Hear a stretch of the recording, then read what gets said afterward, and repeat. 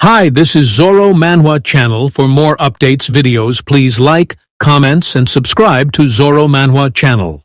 One day, God created a new world, a bizarre world created only to relieve the boredom of this God. This being named this world as the Abyss, and the creatures he himself created began to fall one after the other into this new world and massacred everything and everyone in their path. It was inevitable.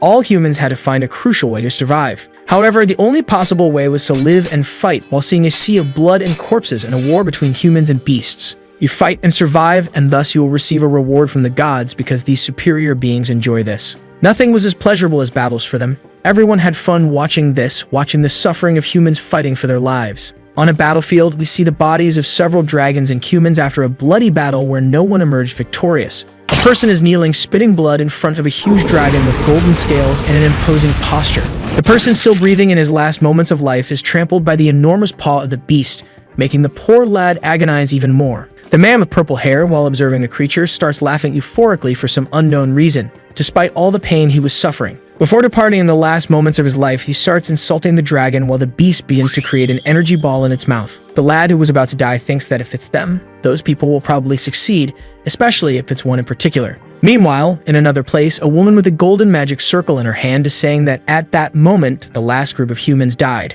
The girl turns around looking at two people, and then says that now the remaining humanity was only those who were there. The four gathered in that place are the last living humans in that world of war and blood where no one emerges victorious. Eris is a woman with white hair and golden armor who wields a spear and has an extremely gentle appearance. Keldian, a blonde man who uses a staff with a sculpted sun at the tip, is a mage. Kang Tai is a strong man who wields a huge sword and ancient armor made from the hides of dead beasts. And they all three look at the last member, a lad who is sitting amid the rubble of the place. This man is named Kang Hansu and has black hair and dark armor. Then Eris compliments that they were the last who could save humanity. Kang, hearing all that, begins to open his eyes as if tired and showing that there were several wounds scattered across his body. Eris explains that they are in the room where the temporal jewel of Archenial was, the great sphere known for having the power to return to the past, and also the last hope of humanity that entered the Abyss 50 years ago and perished, leaving nothing behind. Tai tells everyone there that only one person could go back to the past, wanting to reach a consensus with the group. The man starts speaking proudly, questioning if it was already decided who would go, as if offering himself to fulfill such a mission. He says that the strongest among them, for example, could go since they knew who that person was while posing to show his pride. Keldian begins to mock Tai, saying that he thought for the first time the man would say something intelligent but was wrong. However, Eris intervenes in the conversation, telling the two to take it easy and stop arguing. She says that if all the Valkyries sent to battle against the Golden Dragon were defeated, the monsters would reach there in short time. And even if it's unfair, there is no other solution, and the girl walks up to one of them. Among them, the only person who could go back to the past was him, and with a sympathetic look, the girl says the name of Kang, who kept a firm expression. Looking at his hand, the boy questions if he could really go back in time, saying next that they fought for a long time. During these long years, every day without exception, they fought again, and dying wouldn't be so bad for him. Hansu continues looking at his hand. However, Eris goes and places her hand over the boy's, saying that he shouldn't sound so weak and discouraged. The girl says that the hope of all humanity was in the boy's hand while kneeling to speak with him. Smiling sympathetically with hope and a sparkle in her eyes, she asks our protagonist not to give up, and the boy just looks back. Seeing in front of him his teammates fully supporting him, Kang feels a bit more motivated. Keldian says that Eris was right because the fact that he started 20 years after everyone in the group and is still in the same position is sufficient proof of the boy's potential and strength. Eris tells Hansu that if his abilities had started to develop a little earlier or just 5 years before, the present time would be completely different. And even though he is proud, Ta comments that they were right, and for that reason, he also recognized Kang's abilities. But if he really didn't want to go, he could give the opportunity to the man because he says that if he went back, he could get all the items he didn't manage to and could have a chance. Eris, hearing that, looks at Tai threateningly, and seeing the girl's reaction, Tai gets scared and then rephrases his sentence, stating that the only one capable of that was Kang. Seeing this as a normal interaction among friends, even in the face of the end of the world, the boy gives one last smile as he stands up, determined to do what he must. Confident, Kang begins to walk toward the temporal jewel of Archenial, while everyone in the group watches him. The other three who would stay understand that Hansu is the only salvation for the entire world, and proud of their friend, they trust everything to the boy. However, a loud crash appears, making everyone in the room scared and realizing it was already happening. The ceiling of the place they were in begins to crack in half and forcefully opened by some colossal monster. Then the great Golden Dragon King starts to emerge above all of them, causing some rocks to fall on the heroes' heads. The creature begins to charge a fire breath in its mouth, ready to shoot and finish off all those humans. Keldian, in order to save his partners, asks everyone not to let their guard down and orders the dragon to stop while casting a huge spell on it. The boy begins to instruct what they should do to fight, and thus the battle begins. The man asks Ares and Ta to make sure to hold the monster because he was going to prepare to do something. Thus we see Ta had managed to stop a huge rock with his hands and save Ares, telling Keldian not to worry because he was going to show his skills now. The girl then, with her spear in hand, quickly heads towards the dragon, spinning her weapon. Accompanied by the beast, an army of the same type of dragon race begins to arrive, ready to finish off the remaining humans. But to the misfortune of the same, Ares strikes her spear against the ground, making it grow in size, and she orders Todd to attack because that was the chance. The man then, with his huge sword in hand, begins to cover his entire body with fire while he tells Ares she didn't need to say it because he was already going to attack. Spinning his sword and creating a whirlwind of flames, he prepares to attack the dragon. With a strong attack with his sword, the boy launches a burst of fire that splits several dragons in half and heads towards the main one. However, the Dragon King quickly manages to escape and attacks Ta with its claws, but the boy barely manages to hold off the blow with his sword. Keldian asks Hansu to concentrate for everything to go right, and he draws a book, starting to prepare a spell. The mage says that our protagonist's main weapon was broken, and that he should stop thinking about that place, and thus Ares agrees, saying Keldian was right. Even sad, the girl says that the boy should leave that place and go beyond, asking Kang not to simply push away the people who come to him because he finds them annoying. And with one last look, she asks the boy to do his best to take care of people and questions if he would listen to what she was saying this time. Smiling completely sadly but trying to keep his demeanor, Hansu affirms he will try to do what the girl asked. Ares turns back to the battle, saying that even in that circumstance, the boy should not have left himself, and confidently states that she will leave the rest to Keldian, and so the girl looks to the sky as if a new dawn were to happen. Keldian, even sad, keeps the same expression, apologizing to Hansu with saying the boy would need to listen carefully. The mage begins to conjure a golden spell in his book, saying that as Ares said, there is no reason to kill unnecessarily, but he should not show mercy to cockroaches that will cause harm during the war. The boy should save only those who deserve to live, and even with a sea of blood at his feet, he should do everything for the good of humanity. The man also says that our protagonist should at least make sure to kill the berserk monarch Clementine. And one last time, while conjuring the spell, he asks the boy if he understood, and Kang just nods, showing confidence to the mage. Almost concluding his spell, and with enormous golden energy flowing through the book and the time object, Keldian says that he is going to start. The temporal jewel of Arcania begins to emit a strong light while all its blades start to spin. Kang remains still, just looking at the object, thinking about what would happen next. Ares and Todd just watch the sphere start to emit several rays, and the two smile, trusting their friend. Finally, Keldian joins his hands that were glowing golden, making a huge magic circle appear on the ceiling of that place, irradiating all that dark world. At last, the temporal jewel releases a huge burst of electricity towards the group, making everything turn white for a while. Only a few screams can be heard from some lost people asking where they were, and a woman asking if anyone had seen her son. In the midst of it all, we see our protagonist Kang looking at his own hand and realizing what happened. Several people were in a place that looked like a post-apocalyptic world in an abandoned city, and a strong green light was emitting from the place. Smiling and covering his face with his own hand, Kang says that it worked, affirming that he would not fail in that life, not this time. All the people in that world seemed to be completely lost, not knowing what to do or where they were. They continue looking for their families, saying they wanted to go back to their homes without understanding the current situation. Desperate, a man grabs another by the collar, saying he had done something, without the other understanding what was happening. Kang says that, of course, those people were confused since they had just appeared in another unknown world without any information. The boy says that the year he was born was very special because initially there were 100 people, but the number increased exponentially, and so many people disappeared that the situation got out of control. And then on the day he turned 20, something appeared in the sky, catching the attention of many people. A kind of portal similar to an interdimensional eye that connected two worlds, and he disappeared due to this unknown power while his cell phone fell to the ground. This other world devours other dimensions and is the midpoint of the abyss's impact. Those who arrived first in this world gained abilities first and were essentially more active. But still, the creatures of strange aspects turned that world into a horrible palace, and it was a world of violence and anarchy. Those who were devoured by the abyss were transported to the so-called other world, and when everyone from this reality arrives there, the door to the abyss opens. And the great war will begin between humans and demonic beasts that only want to see blood and chaos. While stretching, Hansu comments that he has about 5 years to become strong and then starts walking around the place. The boy remembers that the skills he learned and his strength all disappeared, meaning now he is normal. Anyway, now it's time to show up, and then the boy looks at the sky. All the people wonder what was happening while the sky starts to crack and a strong blue energy begins to come out of the opening.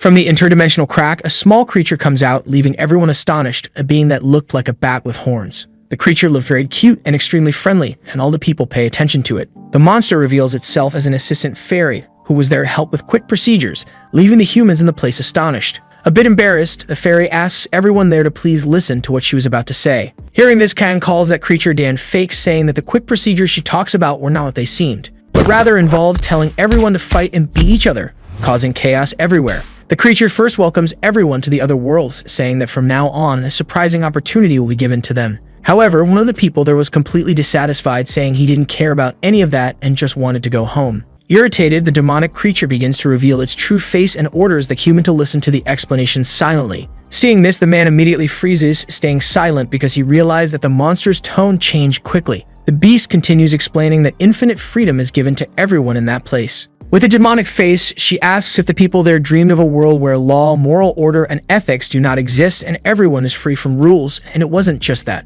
There are all the physical limitations weighing on anyone would disappear, and depending on what you do, you could grow infinitely stronger. Similar to a powerful hero in a movie, everyone uses magic or their body's artifice to fight. With a cute expression, the creature says that the chance to do everything they ever imagined becomes reality in that world and asks if everyone thought that was incredible. She also says she will show a simple demonstration of what she can do there and quickly prepares to snap her fingers. When the beast snaps her fingers, she looks at the person who had interrupted her and quickly a hole forms in the man's shoulder. Seeing a person literally evaporate in front of them and with the boy's blood splattering, everyone is in total shock. Screams begin to spread throughout the place and you can hear people saying the poor boy just vanished suddenly without anyone seeing. With a demonic expression, the fairy apologizes, then laughs, saying she didn't like people who talked too loudly. In desperation, the humans start to run, screaming and asking for help from anyone. However, there were no gods left to help them, and the fairy begins to snap her fingers, killing many of the people who were screaming, trying to flee. Again, with a demonic and frightening expression, paralyzing all who survived, the beast says she had already mentioned she hated noisy things. The monster asks if the surviving people will work hard, but everyone can only freeze, trying to stay quiet so as not to anger the beast. With a cute expression again, she says it was very good that everything was now calm, and so she would continue conjuring a stone in her hand. This stone the fairy calls a rune, explaining that anyone can obtain a rune by killing anything that is alive. There are 8 other runes that look like this one, and they appear randomly. This rune had no color, but if you worked hard and grew, you could get better and more powerful runes. While looking at the stone that resembled a crystal, she says this was a rune that increased physical strength. The monster asks who wanted to take it, and Kang, in the middle of the crowd, still in shock from everything that happened, raises his hand. The boy volunteers to take it, thinking it had been a long time since he used the last rune. The fairy is surprised by the boy's quick request, and then says that enthusiastic attitude was very good, walking up to Hansu. The monster asks the boy to give his hand, and so he does, and the beast places the rune in the boy's hand, saying the rune was very cool because it distorted any law. The fairy explains that scientifically the boy's muscles had a weight limit of 117 kilos, but at that moment, by using that rune, it increased to 122, and it wasn't just that. However, Kang seems to have the same expression as before, and the fairy says that wasn't the expression she expected, and Kang thinks it's boring to hear the same thing again. Disappointed, the fairy flies away and explains that runes have different effects depending on the type, and they are full of abilities that cannot be explained by science. And again, scaring everyone, she says she wanted to show it one more time, asking if anyone wanted to try. But seeing that no one volunteers, the monster says she would stop there. The beast informs that no matter what happens, everyone should note that, as it doesn't matter which rune someone gains or what ability increases, it will not be a bad thing. And to become stronger, she asks everyone to gather many runes if they wanted to survive, of course. All the humans, hearing that, realize what it was about and look at the ground, seeing several bodies of others who were killed by the fairy. Quickly, a huge confusion begins with all of them fighting because they wanted to get the runes that were on the ground. However, when they finally grab them, the fairy collects all the runes from the ground and says that judging by the guy who had taken the rune last time, they didn't need her explanation. Everyone is in anguish because they saw that as a hope for their salvation. Pointing to Kang, she tells him that if anyone touched their right ear, it could see which runes they possessed. So everyone does, seeing a holographic status window appear in front of them. The beast concludes by saying that humans normally have 10 status, and that's all they needed to know, and Kang activates his window. He realizes that his strength increased by 1, and if he gathered more runes after hunting, his mana and magic power numbers could also increase exponentially. The boy explains that you can acquire runes anywhere as long as you kill something alive, and it doesn't matter what you kill, whether human or beast. The fairy says that the beginning there will be a bit unequal compared to the place they came from, and we see some unknown people. But she would give something that will make them happy, and so the fairy asks everyone to forget the past. and suddenly all the people in place receive knives for combat, and the monster concludes by saying that everyone should enjoy the new life. The fairy, with one last thing to do, says that when she leaves, the tutorial will begin, so everyone there should do their best, and the people are confused. Everyone, when turning around, sees an army of deadly creatures waiting to enter combat with all the humans there. Monstrously aiming only for destruction and chaos, an army of goblins sets out to kill all the humans. After the fairy's departure, the people who were there still remain in shock, looking at the bodies of the other humans. One of the men holding a knife in his hands nervously questions if that was really the tutorial. But people realize something is happening, and when looking back, an entire black aura starts to emerge. And when they face it, it is possible to see an army of goblins ready to attack all the humans there. The two races stand before each other and begin to stare, ready to enter into a conflict that will result in a sea of blood. A woman in the group of humans asks everyone else to calm down so as not to irritate the monsters and to move slowly backward. Our protagonist remains still while watching all the people trying to flee slowly backward. However, one of the men bumps into another person who is standing still for some reason. The man questions what the boy was doing motionless, and the man standing says something was wrong. Someone sees a barrier in front of them, and when trying to cross it, is immediately unable to do so. Everyone starts to panic, hitting the hologram, trying to leave that place urgently. The man realizes that the walls were also beginning to close in for some reason,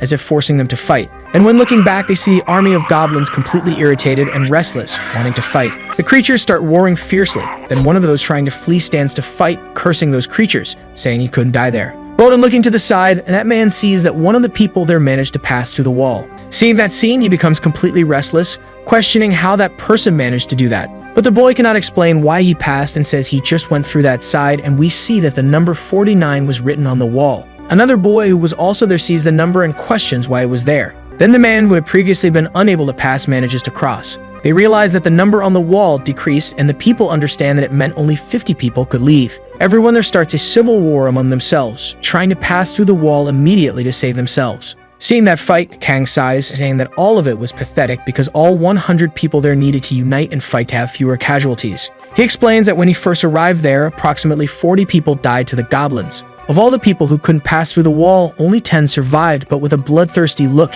he says that this time the story will be different. While drawing the knife he received from the fairy, the boy adds that first he needs to clear this area and move on to the next phase. Tired of waiting, immediately all the goblins start charging at the humans. One of them jumps and kills a person while another goes after a young boy who was begging for help. However, suddenly the boy can only see the goblin being split in half by someone. And immediately our protagonist kills one of the goblins while another beast starts charging at the boy. The boy manages to dodge the blow, grab and immobilize the small creature's arm, and then takes the opportunity to strike his knife against the monster's neck. Kang remains in a fighting stance, ready to kill anyone in his way, and the creatures start charging at him. Seeing all that sea of blood the boy was making with the creatures, all the humans there just watched the scene, shocked by what they saw. After a while, in a battle where our protagonist shredded several beasts, he stands up, still staggering from the weakness of his current body. While wiping the blood of one of his victims from his face, Hansu says that it was a bit uncomfortable since this was his body from decades ago. The young man crouches to collect the runes from the creatures' bodies, thinking he was quite lucky as he looks at his status. He says that his dexterity increased by 0.1 and explains that dexterity not only increases speed, but also distorts the user's time, increasing reaction speed by 0.1. This meant that the user could perform the same action much faster, and then, in the background, one of the creatures suddenly stands up. The monster immediately advances toward our protagonist, throwing his weapon at the boy, and he quickly looks back. The blade passes and Kang manages to dodge quickly, then turns back, throwing his dagger right into the goblin's skull. Some creatures that had still survived get angry seeing their companions being killed and charge at the boy. 3 of these beasts try to stab our protagonist together to prevent him from reacting. While wielding a dagger from one of the creatures, the boy says it was as expected since the monsters get enraged as soon as they see blood. Quickly, without giving the beasts a chance to react, the boy slashes through and kills them all instantly. As Kang makes more victims, he takes the opportunity to collect the runes from their bodies, stabbing and forcefully extracting them. The boy is somewhat out of breath because his body was not keeping up with his mind, but it was still very satisfying.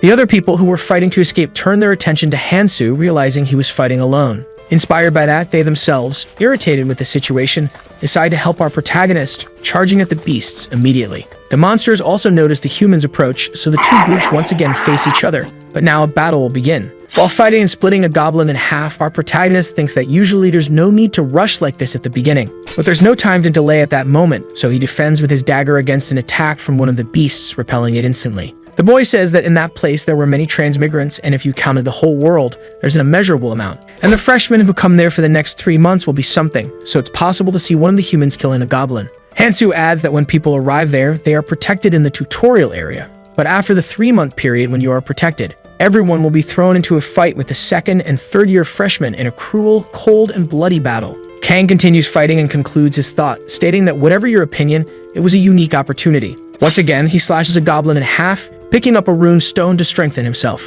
Looking around, Hansu says that the chance to get stronger, even if just a little, is there and you will take advantage of it. Squeezing one of the runes he had obtained, the boy says that Keldian made the right decision in sending him to that period. Revealing the battle scene, we see dozens of dead goblins and some human bodies lying on the ground. Several people are resting after the exhausting fight, and some of them say it was all unbelievable. They observe our protagonist and wonder how he fought so many goblins alone. In the middle of a sea of goblin and dead beast bodies, Hansu stands still on his feet. With a face smeared with the blood of his victims, the boy curses those beasts, staring at their bodies. The fairy then returns to the place, and a glow appears in her eyes as if she were proud looking at something. Seeing our protagonist in the middle of the goblin corpses, the beast says he did well and states that the number of remaining participants is decent. Some people, angry and others crying because they lost close relatives, start cursing the fairy. The beast asks if people already knew how to survive there, and then since no one answered, she removes the barrier, assuming everyone knew. A dimensional rift opens, and she starts to pass through it as if it were a door, saying that they need to keep moving forward and wishing good luck to all the participants there. The humans start cursing the monster, telling it to leave and calling it bastard, while our protagonist just watches. Looking at his status and wiping the blood from his face, the boy notes that it wasn't bad compared to before. He adds that his status was already good enough for the beginning of the tutorial, and looking at his hand, the young man comments that he found something quite useful. He sees a dagger that was previously used by the goblins, and the system notifies him that he received that blade as a courtesy symbol for some reason. Kang questions how he should proceed from now on because he needed to find a way to get stronger as quickly as possible. Remembering his friends Erez, Tay, and Keldian, he wonders what his friends would have done if they were in his place. But now that he thought about it, there was a guy who said something that caught his attention. In the past, we see a blonde, long-haired person drinking a beer, while asking Kang if he had ever heard of hidden dungeons. Hansu, who was drinking next to this person, asks what these hidden dungeons he had never heard of were. The guy explains that these dungeons are hidden within the tutorial area and have the maximum difficulty. As they clink their glasses, the man adds that he couldn't clear it, and no one had managed to do so. After hearing the guy's story, Kang repeats what he heard, saying the boy had cleared the dungeon halfway, and because of that, he was still able to get strong. The man confirms, saying that this would be the reason he was in that place because it was a proof of his strength. And finally, he says that if he could go back in time, he would definitely try to clear that dungeon first, and if he had done so, he probably would have been able to defeat Kang. Because one thing is certain, the higher the difficulty and the more impossible it seems, the greater the reward when you succeed. Finishing, he asks if our protagonist wasn't curious about what was at the end of that dungeon. Remembering that, the boy gets a serious expression, saying his goal was decided. Illuminated by the sunlight, he notes that if he wanted to do this, there were things he would have to resolve first. He begins to explain the first stage of the tutorial, which is the initial phase where 100 people gather and act together to defeat a greater evil. You'd act within the allocated area for a week at a time and do this hunt for 3 months, and in the end, upon completing the tutorial, the safe area will be released, and you can have contact with other people from the Abyss. Currently, there are 2 hidden pieces in the first stage of the tutorial, and no one has ever reached the end. Kang says he would have to obtain them because it was the only way to get stronger. But first, he needed to get the nearest hidden piece, so after some walking, we see the boy standing in a place, saying it must be there. Suddenly, a voice emerges, and looking to the side, Kang notices a group of men trying to force a woman to go with them, but the girl is reluctant. The boy thinks that conflicts are starting to happen everywhere, and even though the woman tries to break free, the man holds her wrist. With a scary aura and a psychopathic expression, the thug says that everyone needed to work together to survive, continuing with a malicious expression. The bully questions if the woman didn't want all of them to live, and the girl hesitates hearing that. Hansu states that there was no time to pay attention to this kind of thing, and he needed to find the hidden piece since it would disappear in a week. But someone suddenly calls him, and then a person behind our protagonist asks if he was Kang, and our protagonist thinks he was in a hurry. Kang questions if the boy knew him, and the man with headphones is incredulous, not understanding the question. Another blonde boy appears, questioning Hansu if he was crazy since they were all together before arriving there.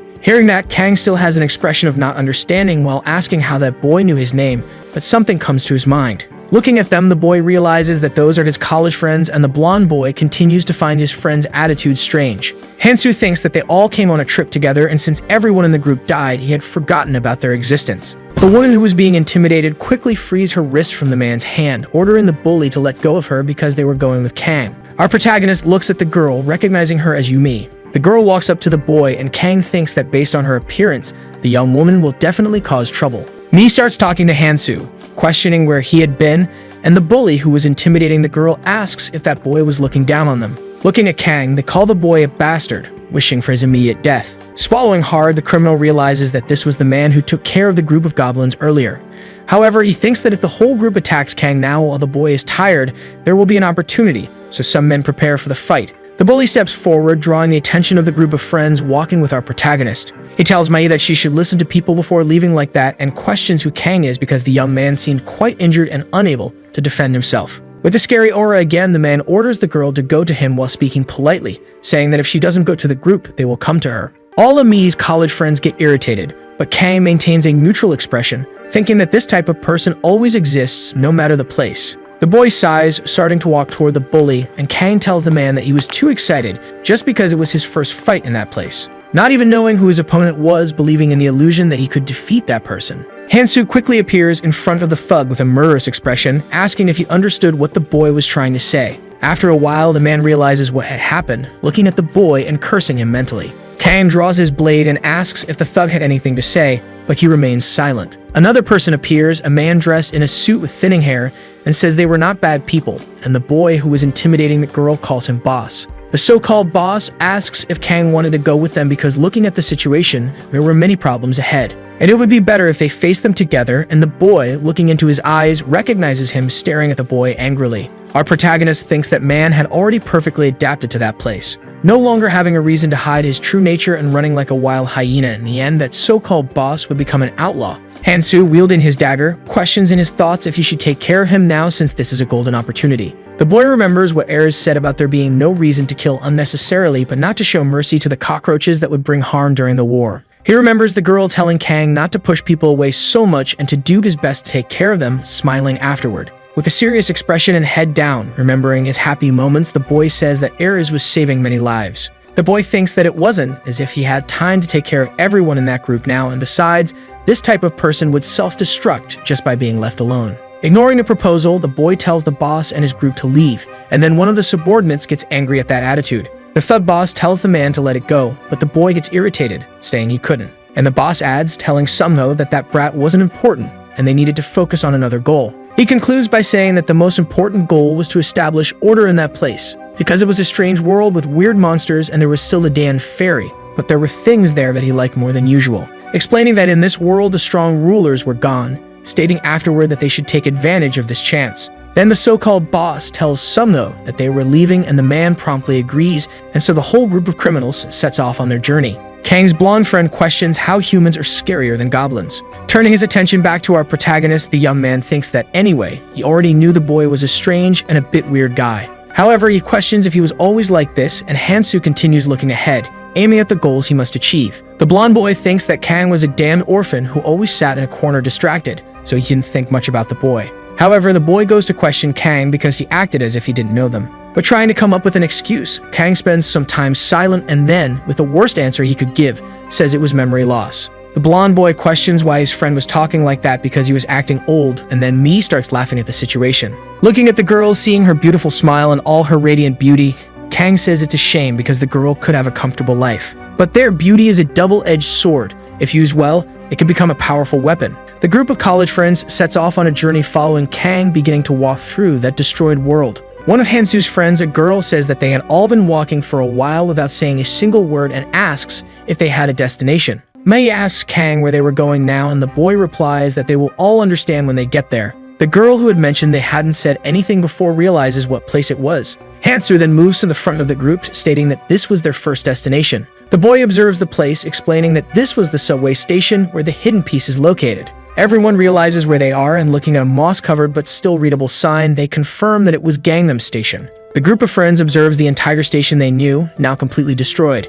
Mi questions why they were there since it didn't make sense to her. Kang thinks he doesn't have the patience to explain every little thing, and if it weren't for what Erz said, he would be walking around alone. But he feels he has no choice, so he starts to say that he had a hunch, saying he thought that instead of recovering his memory, he gained a superpower. Yumei is impressed while the other 4 members of the group seem incredulous. A blonde girl goes to her boyfriend and asks if he was sure it was okay to follow Kang. Hansu can hear and responds that they didn't need to, explaining that he was the type of person who respects individual preferences, and it was up to them to decide what they wanted. The blonde boy continues to be irritated with our protagonist for some reason, saying that whatever it was, he hated seeing Kang act that way. The group remains silent, watching Hansu descend the stairs, and then they make their final decision. They all start following our protagonist, exploring that abandoned place and worrying about the surroundings. The blonde boy asked our protagonist if he was sure they were going to a safe place, but Kang replies that he wasn't and that they would meet some friends. Hearing that, Hansu's colleague becomes somewhat cocky, saying who the hell would live in a place like that and what kind of person our protagonist knew.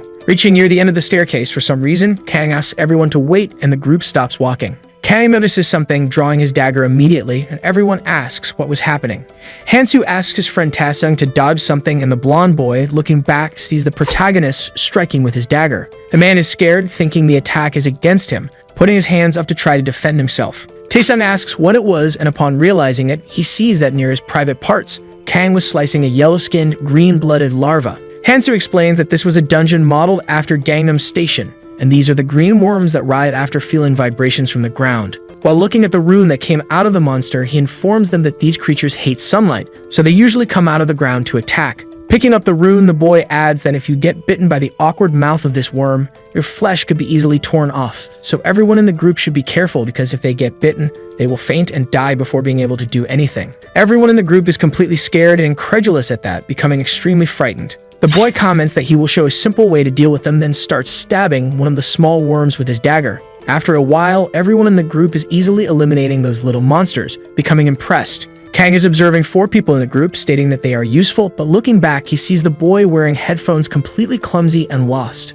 Hansu walks up to the boy, saying that if he wasn't confident, he should walk on the intact marble slabs and be careful of some hidden worms. Yumi is talking to her friend about the best way to kill the worms, and the blonde girl agrees, adding that it was similar to the game of whack-a-mole. The boy with headphones continues to hesitate because he can't kill any worms, telling himself that he could do it and that he had to do it. Then one of the beasts emerges from the ground, charging at the boy, ready to attack him, catching him off guard without a chance to react. But immediately, Kang pushes him back, stepping in front and slicing the monster into 3 pieces instantly. After being pushed, the boy just manages to sit on the ground, watching the entire scene in amazement. The boy quickly gets up, thanking him and Kang, and his thoughts sighs, saying that it was already obvious because that boy would not be useful for the final war. Hansu continues walking, stating that if the boy with the headphones participates in the battle, he will end up being a burden. Taesung says that our protagonists seem to know what would happen ahead of time and asks how the boy knew, and Kang replies that he had already explained. With a proud look and smiling, he turns around, stating that this was his superpower. While everyone in the group remains incredulous, not believing it, Yumi continues to be impressed. To change the subject, Kang comments that they should actually focus on hunting, and then we see several dead larva bodies on the ground. Kang asks why they weren't collecting the runes while he picks one up. Yumi replies that they thought it would be good if the boy collected the runes and protected them, similar to giving everything to someone who carries them in a game. She says it wasn't like they would become strong like a superhero just by picking up runes, so that was the decision they all made. Hugh concludes that it would be better to give everything to Kang, and the boy would protect them in return, but the boy just sighs. The boy responds that everyone should take what they hunt, and if people wanted to go with him, they should at least follow the most basic rules. Hansu starts thinking, explaining that those who wandered the abyss before them established the most basic rules for the sake of coexistence. You take what you hunt, but in the case of group hunts, things will be distributed based on contribution and priority. However, in life-threatening crises, relationships based on goodwill are prone to break down and lead to betrayal. The boy concludes his thought, saying that they will soon realize how truly cruel and malevolent this place is. Kang states that the things everyone should trust are their own abilities, and if you are useless, you are destined to be discarded. Concluding that this is the law of the world, the other 5 members of the group are shocked to hear this so bluntly. Yumi steps forward, saying that in that case, she will do whatever it takes, and then starts walking toward the streets. The other 4 agree among themselves, realizing that was the best option since Kang had spoken. They'd all start heading out in search of runes, while Hansu thinks it will only take a little time for them to get used to it, so much so that they won't need to be told. And the boy notices that the group began fighting like dogs for the possession of runes, so we see the people trying to grab some of them. After some time of hunting, collecting runes from the bodies of dozens of dead worms, Taesung finds a strange and large rune. The boy says he can feel something while everyone watches in shock, looking at the purple rune. Analyzing it, the system informs that the name of that rune is the essence of the cruel troll tribe, with a lizard engraved on it. Taesung thinks that if he uses that, he will gain a superpower, just like our protagonist. Looking at his friend Taesung, feeling proud of the stone, Hansu thinks that he had told them to take the rune they found, so it would be strange to contradict himself now. The blonde boy mocks our protagonist, asking if he can keep that rune and also questioning if Kang would go back on his words. Hansu, who had already decided, just nods, answering yes, and his friend is a bit incredulous because it was unexpectedly easy. Seeing the situation, Hansu thinks that the essence of the Cruel Troll tribe is a good rune for the beginning of the game. The boy explains that this skill gives the bearer defense and regeneration power, and both are essential for survival in this place, which is why it is very popular among players. As a debuff, it also increases hunger, but regarding food, people usually just steal from the weaker ones. And also, the strength and proficiency of the skills acquired through runes are determined by their own level. The smart ones who were born with the gift of having a lot of magic usually have around hundreds of runes. His friend Keldian, for example, acquired more than 1,000 skills, but Kang watches the boy using the rune. Feeling downcast, our protagonist states that it was different, just immersed in his thoughts. At the time when he hadn't gone back in time, we see the boy trying to absorb some runes but failing in the process. The rune he tried to use starts to glow with a yellow light as if rejecting the boy. The boy feels hurt, clenching his fists as if irritated and dissatisfied with something. Holding one of the runes in her hand, Eris says that as she imagined, our protagonist had a limit on the skills he could acquire. Putting her hand on her face, the girl informs that apparently Kang was limited to only 7 abilities, and that if she had known that before, he could have learned stronger skills. While he sees himself amid a bunch of runes that could no longer be used, the boy thinks that being restricted to just 7 was a total failure. But thanks to his weakness, he gained the buff of having an overwhelming peculiarity that was far superior to that weakness. His abilities never stopped evolving, like his skilled Dororo lizard essence, so even a simple technique evolved enough to rival others. With this unique characteristic, his friend Erez gave him the nickname 7 Stars. And surprisingly, this peculiarity was what allowed Kang to have the same power level as his teammates, even though he arrived there 20 years later. For a moment, the boy remembers the Eternial Stone, which was responsible for bringing him back to the past in the name of his companions. With a serious expression, remembering the old times, Hansu states that to honor his friend's efforts, in the end he couldn't make any mistakes. The boy also remembers that Erez told him to be careful while selecting the 7 abilities to learn and not to get frustrated again like in his last life. And if everything goes according to plan, it will be a smooth path before he leaves the tutorial zone without taking too many risks in the process. Then we see Yumai looking at Taesung, who is about to use the rune while the boy continues to smile, imagining the power he would receive. Quickly, the rune begins to transform into a purple slime and merge with the boy's body. Thus, his system informs him that the physical resistance stat was created and the Cruel Troll tribe essence skill was acquired, and he had 1% proficiency. Looking at his system, Taesung realizes he got a physical resistance stat, and all of his other stats increased significantly, making him extremely satisfied. The blonde boy then turns around looking at Kang and calling him an idiot, saying that even if he asked, he would never have given that up. With an extremely smug smile, he states with all his words that the boy should wait because he would catch up soon. Kang, already tired of waiting for his friends, quickly calls everyone, commenting that they had to go now and continue their journey. And with his arrogance, Taesung walks up to Kang, putting his hand on the young man's shoulder and saying they should walk together now because it would be dangerous. While doing that, he turns around to impress Yumai, saying it was better for the strong people to go in front to protect the weaker ones. Already noticing his friend's attitude, Kang realizes that the boy was considering him a rival. Having lived and gone back in time, Hansu doesn't care but states that this didn't mean he would let it slide, so he removes Taesung's hand from his shoulder. The group continues walking and descending more stairs, following Kang to the destination the boy was seeking, but which was still completely unknown. Yumari asks why they were going deeper since it was getting even darker, and the boy explains that they were going to take the subway. Mei is confused hearing that, questioning if there were still trains operating in that destroyed station, and Hansu responds that she would see what would happen. However, our protagonist, while walking, starts to get lost in his thoughts, stating that the information from that guy was never wrong. We return again to Kang's memory when the blonde boy was talking about the dungeons in the tutorial and a person arrives, interrupting the conversation. The young man who was drinking asks who is butting into the conversation and badmouthing him, and the irritated boy looks to the side. Another man with black hair who served in the human army states that he just heard the boy was showing off with his basically non-existent knowledge. Then, sitting in the middle between Kang and the boy's friend, the man states that he would tell them the quickest way to get strong in a short time. He says that to get strong quickly, you need to get your hands on something important in the tutorial zone, and it was down in the Gangnam subway. The man explains that the stations are located and structured differently, but it's the same place up to the 3rd floor, and at the end of the stairs there is an unknown portal. Crossing it, you will find a subway that surprisingly has not yet left, and if you can catch it, you basically conclude that the only problem is that it's difficult to get there. While walking, Kang keeps thinking about it, stating that there is a hidden piece he must find that day at all costs, or the subway will leave. Kang and the whole group observe an enormous portal in front of them as if linking two different dimensions. Hansu then states that he will see what this piece is. Mai, seeing that interdimensional portal, thinks that it really wasn't Gangnam Station. Since in all the time she had been there, she had never heard of an entrance like that while staring at the portal emitting several blue rays and a strong glow.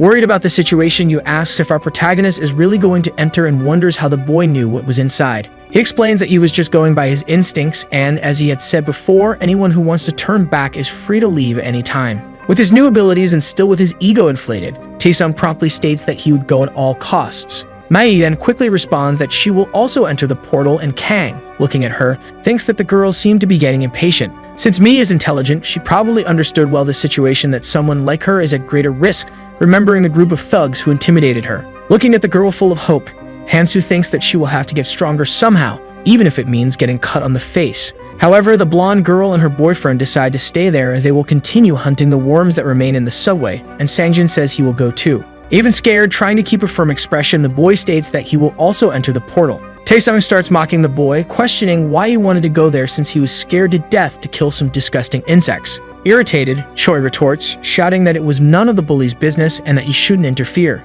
He also says that what he does doesn't matter to the boy, but hearing this, Taesung gets somewhat irritated. He points a finger at the boy, asking what he just said, as the boy was talking a lot for someone who was being carried. However, with a firm expression and confident posture, Kang just tells the two to stop immediately with those childish fights. Walking towards the wormhole, Hansu reinforces that there is no time, so they should do whatever they want, and thus the three follow the boy. The boy with the headphones, after hearing that, just goes after Mii without saying anything and ignoring Taesung. However, the blonde boy is not at all pleased, questioning how those bastards dare insult him in front of you. Then Kang crosses the portal and starts thinking that there are more than 1,000 types of monsters in the tutorial zone, and the terrain also varies. But even so, there are places that do not change no matter what happens, so the boy begins to analyze the entire place he was in. He thinks that, as he imagined, it is there, and thus the boy with the headphones becomes completely confused. Everyone who crossed the portal realizes that there was a convenience store inside the train station. Inside, it is possible to see Sangjin with his headphones around his neck,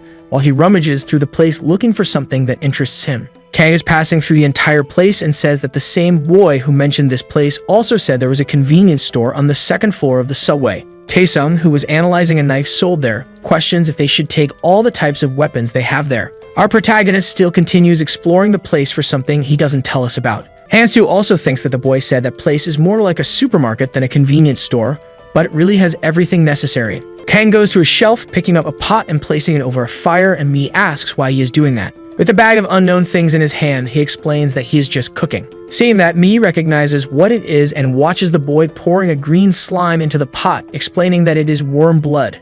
She remembers that earlier, when she saw it, she wondered what Kang was doing, watching our protagonist extract the worm's blood and put it in a bag. The boy explains that goblin skin becomes highly poisonous in contact with green blood, and thus the boy begins to tear apart a piece of goblin fabric. Kang informs that goblins evolved to survive against the green worms, and that their poison is extremely potent, and thus he continues his exotic dish. As Taesung starts to smell the concoction, he comments that it smells really good and asks if he could have just a bite, but Kang surprises him by saying it's poison. Hearing that, the blonde boy says that if it's poison, Hansu should tell people first, but our protagonist retorts by saying that it was his fault. Yumei is somewhat impressed, commenting that they would never have thought of this, and asks how Kang thought of it. Once again, the boy gives the same excuse, that it was his superpower and that his brain was overflowing with knowledge. Taesung gets irritated as he avoids the subject. He says that, in fact, he thought his head would explode from remembering all this and starts recalling the moment when Keldian was giving him lessons. The mage says that even if they return to the past without knowledge, everything is useless, and that the amount of information is what matters most. At that moment, Tad and Kang were attending a lesson, and Keldian continues explaining that they should not share this information with just anyone. Tapping on the board, he also informs them to keep this in mind, waking Ta, who was taking a nap. Keldian states that future knowledge only accelerates the abyss's decline, and that they should reveal this knowledge only as planned and when truly necessary. At this moment, Kang is still cooking the poison and thinking that without knowing the exact ratio and boiling time, all of this would be useless. He pours the slimy, purple liquid into a pot and then quickly uses it to coat his sword. Yu, seeing that Kang is using it to poison his sword and buff it, asks if she could use it too. Hansu promptly responds yes, making all three of them happy with that. However, the boy extends his hand, commenting that he would charge half a strength or stamina rune for applying it to their weapons. Taesung, seeing that reaction, gets irritated, saying the boy was being too stingy and could just help his friends. Kang turns back to what he was doing, commenting that he could give it to them for free, but in the long run it probably isn't a great idea, while he continues looking forward with a serious expression. He thinks that one-sided relationships tend to crumble easily, so he couldn't follow that path. Mai, quickly catching on, says she will give him the rune later, but in return, Kang has to let her apply the poison first. Hearing that, Hansu agrees, taking the pot he had used and handing it to Mi, telling her to be careful. Taesung was planning to snatch it from our protagonist's hand but gives up and says he will use it first and then give runes, and Sangjin says the same thing. Hansu thinks he should start the other preparations while Taesung and the other two group members continue applying the poison to their weapons. With a backpack on his back and some bags in his hands, Kang comments that this should be enough preparation. The group, still finalizing their preparations, finally states they are ready, and Kang stares at them, with Sangjin asking why he is looking at them like that. Seeing the three with huge backpacks on their backs, Kang questions if they are trying to become bait for other people. Kang explains that unless they want to live their lives fighting, they should bury everything else they wouldn't use at the moment, just like he was doing. Seeing our protagonist explaining that, Mi says that at first she thought Hansu was just very quiet, but he was a great fighter, with her eyes sparkling. Watching the boy teaching Sangjin to store things, the girl asks if one day she could have a superpower like that too. Quickly, she goes and buries her things, thinking that hundreds of millions of people were disappearing until yesterday, but none of those people returned. That's why she was content that she got to survive there for the rest of her life, feeling somewhat apprehensive and desolate. She thinks she doesn't want to die at any cost, and that to survive she has to do her part, and that's why she was trying so hard. Yu smiles, walking towards our protagonist, thinking that if she continues with Hansu, it will be easier. Then Kang and Mi start walking together while the girl is happy being next to the boy. Taesung, irritated by that scene, states that our protagonist was acting as if he were a big deal, but in the end, he wasn't all that. And Sangjin, who is still preparing to carry his things, is quickly hit with a bag on his chest, and Taesung tells him to take care of that too. The blonde boy goes to our protagonist once again, asking about this power he mentioned, and with a serious expression, wonders if he could also get it. Reluctantly, Kang looks back and unexpectedly responds that maybe he could. All three members of the group are shocked, questioning if that was serious, and upon hearing yes, they become extremely happy and excited. The boy remembers Keldian saying that among the people who came to this world, many acquired special powers they didn't have in reality. He recalls the same guy talking a lot of nonsense that even he couldn't fully understand. But in summary, if someone is useless, our protagonist should get rid of them. Kang remembers the mage arguing with him, and Taesung, seeing the boy's reaction, asks what's wrong with him. Once again, the bully goes to bother Kang, saying he was very rude and asking if the boy was upset because he was angry with him at first. However, Kang says he didn't care about that because he wasn't very used to talking and was speaking that way because of it. He thinks that in the last 5 years before returning, he spent fighting the species that kept emerging from the abyss, and hope slowly turned into despair. And the despair numbed everything, and Kang remembers the moment when he was in a battle with various injuries on his face, completely worn out. Taesung asks if our protagonist can hit his head fighting or something because he was acting very solitary. Irritated, he thinks that if it weren't for that damn power, he wouldn't have to be embarrassed under Kang's command and could rebel. But with a malicious face, he thinks he just has to wait until he becomes strong, and then he and Mi could start going out together, and he would be Kang's boss. Taesung was about to say something again, but Kang immediately interrupts him, telling him to stop. Hansu crouches to the ground, seeing something resembling strange mucus there. Analyzing the slime, Kang states that judging by its type, it doesn't belong to a sword snail, while examining it in his hands. He says it doesn't have that distinctive sour odor,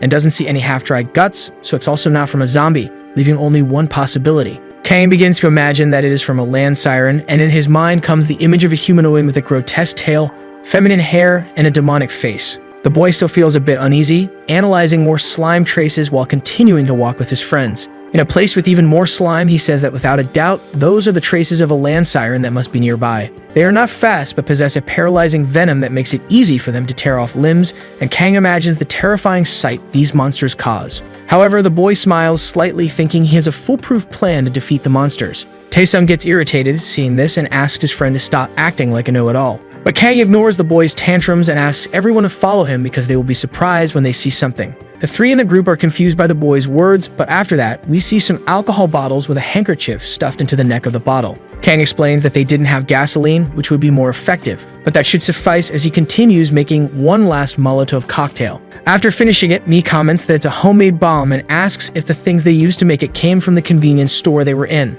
Seeing that, Taesung says that it must also have come from Kang's power and that all of this is very practical. He says that the boy must prefer this place to the original world because he can do anything there, while Kang continues storing the bottles in his backpack. The boy keeps talking, saying that if he had the power to do this, it would be amazing, but Taesung questions why Kang is looking at him that way. As if he had a little angel in the form of Ares and a demon in the form of Keldian on his shoulders, Kang's mind battles whether to kill the boy or not. Hansu gives up the idea, sighing, and just starts drawing the plan with a stick in the dirt and says for everyone to listen carefully. He explains that when one person throws the incendiary bomb, the other three with melee equipment will advance and attack the creatures. Those who are on the front line will have priority to receive the runes, and Taesung thinks that the boy is very bad at drawing. The blonde boy promptly offers to take the lead, stating that someone competent should protect the front line. Kang ignores him and asks who will throw the bomb. However, Yu and Sangjin raise their hands at the same time. Our protagonist tells the two to reach an agreement on who will throw the bombs, so they stare at each other. Mi tries to use her cuteness and appearance to win over Sangjin,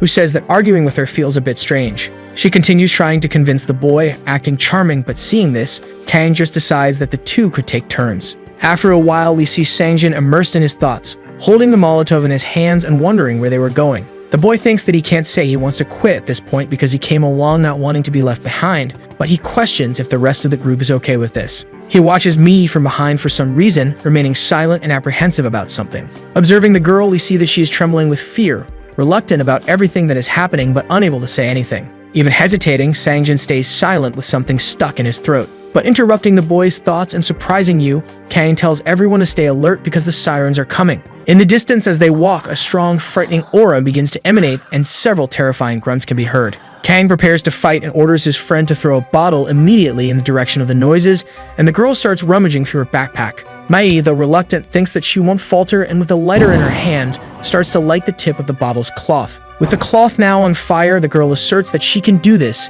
and immediately throws the bottle in the direction of the creature's noises. The glass shatters on the ground near the monster, immediately causing the alcohol to spread all over the creature's body, and the burning cloth ignites the liquid, setting the siren on fire. Mai is somewhat pleased to have caught one of the monsters, and Kang charges into battle, saying that the rest will attack now. Quickly after seeing the body of one siren fall to the ground, Kang attacks two more standing amidst the flames, swiftly killing them and collecting the runes. Taesung, seeing the boy taking his spot, says that Bastard is grabbing all the runes for himself again, and then he can't keep losing to him. The siren appears near the blonde boy, and the monster promptly moves to attack Taesung, who immediately gets scared and tries to jump back and dodge the strike. As an automatic defense, the boy slashes with his dagger at the creature, hitting it and telling the monster he had lost because it was a worm. After opening his eyes again, Taesung realizes he barely hit it, but immediately sees the siren fall dead to the ground with venom flowing through its body. Looking at his serrated knife completely stained with venom, he thinks that thing worked very well, smiling. Kang, seeing this and with some runes in his hands, states that the poison he gave was very useful and asks if it wasn't worth a few runes for Taesung. Looking at his reflection in the knife, the boy says that with this he could catch up to that bastard Kang in no time. And then a bloody battle spreads all over the place with knife strikes and several incendiary bottles flying through the air. Kang starts thinking that, as he expected, in a fight against paralyzing and flammable venom, we see the siren catching fire. He then adds that bringing the improvised bombs was an excellent choice as he charges at one of the creatures, slicing it immediately. The boy also thinks that the blade of his dagger was already getting dull, but that didn't matter since that was what he prepared the poison for. Taesung keeps smiling, attacking the creatures and enjoying all that bloody battle with a psychopathic feeling. Blinded by his greed, the boy looks to the side and sees two runes fallen on the ground, saying that all those runes are his and charges to grab them. However, the boy doesn't notice that one of the sirens is still alive near him, and the beast quickly spits an extremely disgusting slime at the boy. The saliva quickly hits Taesung's Mi, causing him to fall backward, saying that everyone was watching him and it was very humiliating. But before he can think about that with its frightening aura, the monster starts walking toward its victim, ready to devour him. The boy sees that in front of him there were not just one but several demonic beasts wanting his blood, and he panics, trying to move backward. He gets irritated and curses at the monsters, telling them to get away from him immediately. In desperation, seeing several monsters charging at him, Taesung asks Yu Mai-hee for help while putting his knife forward, trying to protect himself. However, the girl panics a bit, and looking into her backpack, she realizes that the incendiary bombs are gone, leaving only one alternative. She asks Sangjin to switch with her, and the boy immediately agrees, asking her to wait a moment. His lighter was failing, and the boy continues trying to light the tip of the bottle's cloth, wishing it would ignite immediately. When the lighter finally lights up, illuminating a dark area right in front of him, one of the monsters is ready to attack Choi. Seeing this, the boy panics, throwing everything up and ruining his plan to defend Taesung. The blonde boy, seeing the last Molotov bottle wasted on the ground, gets irritated. He furiously calls Sangjin an idiot and says he was supposed to throw the damn bomb, not mess everything up. Choi, when he's about to be attacked by the siren, sees a slash passing in front of him, slicing the monster in half. Terrified by everything that happened and the mistake he made, the boy falls back again, just watching the beast's body fall in two. After eliminating all the remaining sirens and with his blade practically dull, Kang tells everyone to calm down and stick to the plan. Standing in front of Sangjin like a hero, he says that if they do that, there will be no problem. Hansu turns, stating that everyone should take a break and collect their runes, and Sangjin, still shocked by everything, remains silent, looking at the boy. Taesung, seeing this, feels relieved and sighs, saying that for a moment he thought he was going to die. Looking at his leg where he had been injured but now was completely healed, the boy says it must have been thanks to his new ability. Hansu explains to Taesung that if he increases his stamina and rests,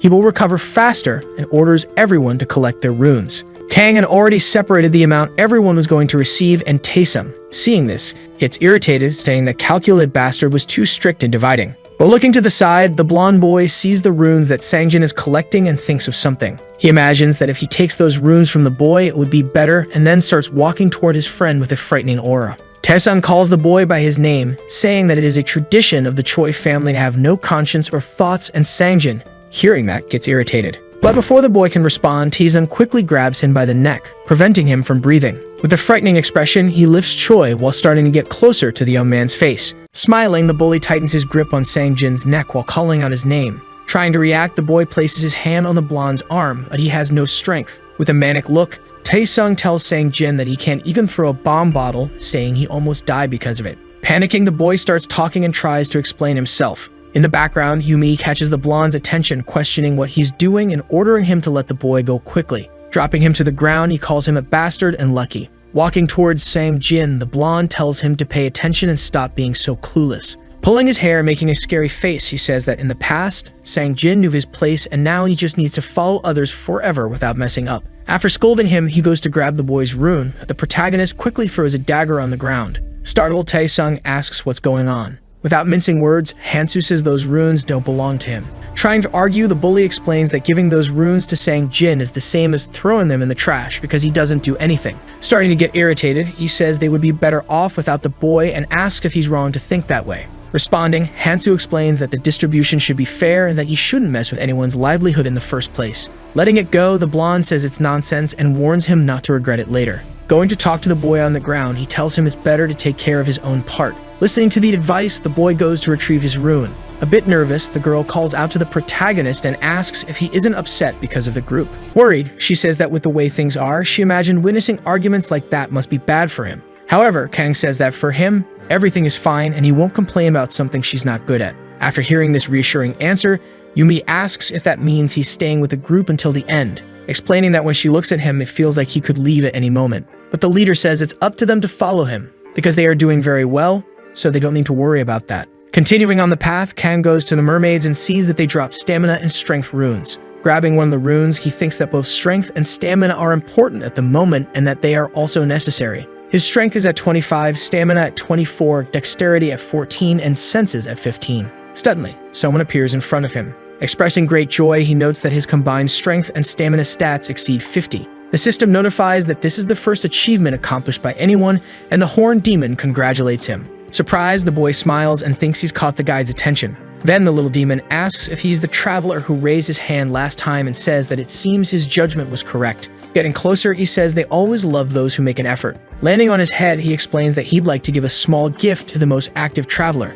The girl approaches them, and the little demon asks if she's curious to know what it's about. Trembling with fear, she asks if this isn't a bit unfair since they had different physical stats. Unbothered, the creature says she doesn't need to be afraid because when they started, they didn't touch other people. Flying close to her, he says they don't kill just because they don't like travelers. With a scary face, he whispers in her ear that there will definitely be exceptions and that she could be one. However, after saying that, he starts laughing, saying he was just joking. Then he gets closer to her again to start explaining, saying that she looks great compared to the others and that she doesn't get rid of this appearance to be at the same level as the rest, concluding that life has always been unfair in some way. Turning back to Kang, he says he wasted time talking about useless things and now will give him the present, though the hero already knows what the gift is in his mind. At that moment, the monster explains that the prize consists of having 3 runes of his choice. Snapping his fingers, he asks which rune he desires, suggesting a few. Showing one in front of him, he explains that although they are consumable, they can even heal a hole in the stomach and most poisons, and Hansu thinks it's useless when a limb is torn off. Surprising the group, they realize it's a healing rune. Starting to speak, the three members think only about the idea of the hero using the rune on one of them in case something goes wrong. However, he asks if there is a rune that grants immunity to magic. Smiling, the monster responds that there is, while in the background his group feels disappointed by his choice. Analyzing his options, he thinks healing runes are good, but on the other hand, it's difficult to obtain both magical and physical immunity during the tutorial. Increasing resistance only affects recovery speed, but physical and magical resistance works as a more essential immunity. Thoughtful, he understands that he can compensate for physical attacks up to a certain level using his experience, but magical attacks are a different matter. Choosing the magic immunity rune, his magical immunity is now at 13 points and he thinks that should be enough for now. After the choice, the little demon opens a rift in the air and bids farewell. Surprisingly, the little creature calls the hero handsome Appa, leaving the whole group in shock, realizing that this monster is actually a girl. Turning to his group, he tells them to move on. Seeing their faces, he asks what happened and still perplexed. They respond that it's nothing. Sometime later, already on the 3rd floor, the girl finishes killing another one of the mermaids. Sighing in exhaustion, she thinks it's easier now than before. While picking up her rune, she analyzes Kang, trying to understand what he's doing, wondering if it's poison again. Looking more closely, she questions if these are the same movements as before. Getting closer, she says he has many runes and asks why his speed is still the same. So the hero realizes she has sharp eyes. Showing his arm with some sort of writing on his wrist, he says that's the reason. Curious, the girl asks what that is on his arm. Starting to explain, he says they can accumulate runes this way, telling her to stretch out her hands while thinking about the rune collection. Surprised, she asks how he knows this, and he replies that it's because of his superpower. She even wanted to try, but the boy says it's no use copying him, because it delays hunting since she won't be able to always carry many runes. Besides, those runes won't matter if a person dies, and all the runes he collects this way will drop if he dies. Then the emo asks why he's gathering the runes in this way. Kang replies that the reason is so he can negotiate, and that although it's difficult to do so now, once the rules are established, they can be used as money in the tutorial zone and tells them to take one at a time. Irritated, the blonde asks how the hero can belittle the group and why he can't do the same. Looking back, he thinks these people still don't realize the situation they're in, but they'll get the picture when they descend and start cursing. As he picks up his dagger, he thinks that before that, they need to do a general review. Then he calls out to his group. With his hands in his pockets, he explains that even if they follow or collect, each person can do what they want. Throwing the dagger on the ground, he says that instead he needs everyone to listen to him. Acting like a leader, he orders them to hand over their weapons. Confused, the blonde asks if the guy thinks he's a thief and says he already has a weapon to use. However, the protagonist responds that he can't fight with it because the blade is already worn out. Very irritated, he questions the hero, calling him a bastard and ridiculous, and he asks how they can fight if he takes everything. Then he asks what the hero wants the group to do. Jung says he'll hand over his weapon, since it's the only way. Cutting him off, Tae-sung yells at him to stay quiet. Turning around, he faces Kang, who asks if he wants to fight with the guy down below. Angry, he says yes, asking if there's something to fear down there, and says he's always hated the protagonist's condescending look. Ignoring the blonde, he thinks he would have expected the bully to say no, but realizes he doesn't know what's down below. Changing his expression, he thinks it's now that he'll draw the line. Raising his finger, he says he'll give them two options, the first being that he stays out and the group moves on by themselves. The second option is that the group stays out of it and watches him capture it alone. After giving the options, he asks what they want to do. With his hand on his arm, Sung says he'll stay out of it. Yumi says she'll do the same because the way he's talking must be very dangerous. Speaking to the girl, Tae-sung says that's exactly why they should fight together, to help each other. He continues saying that the sly guy wants to leave his friends behind and take all the rewards for himself, thinking that he doesn't care if Sang Jin stays out, but if Mi leaves, he'll be in trouble. Looking to the side, the hero thinks that friend is a good word, but that you should be glad Keldian didn't come back with them, because at this point he'd probably be wandering alone in the indigo or purple zone and thinks that he can't stop here. He needs to get there as soon as possible. Cutting off the entire discussion, he says to think about it down below and that he wouldn't have said anything if the group was capable of fighting. Excited, Tae says he should have said that earlier and in his mind asserts that the sly guy must know something about what's down below, and that only a fool would let an opportunity like this pass.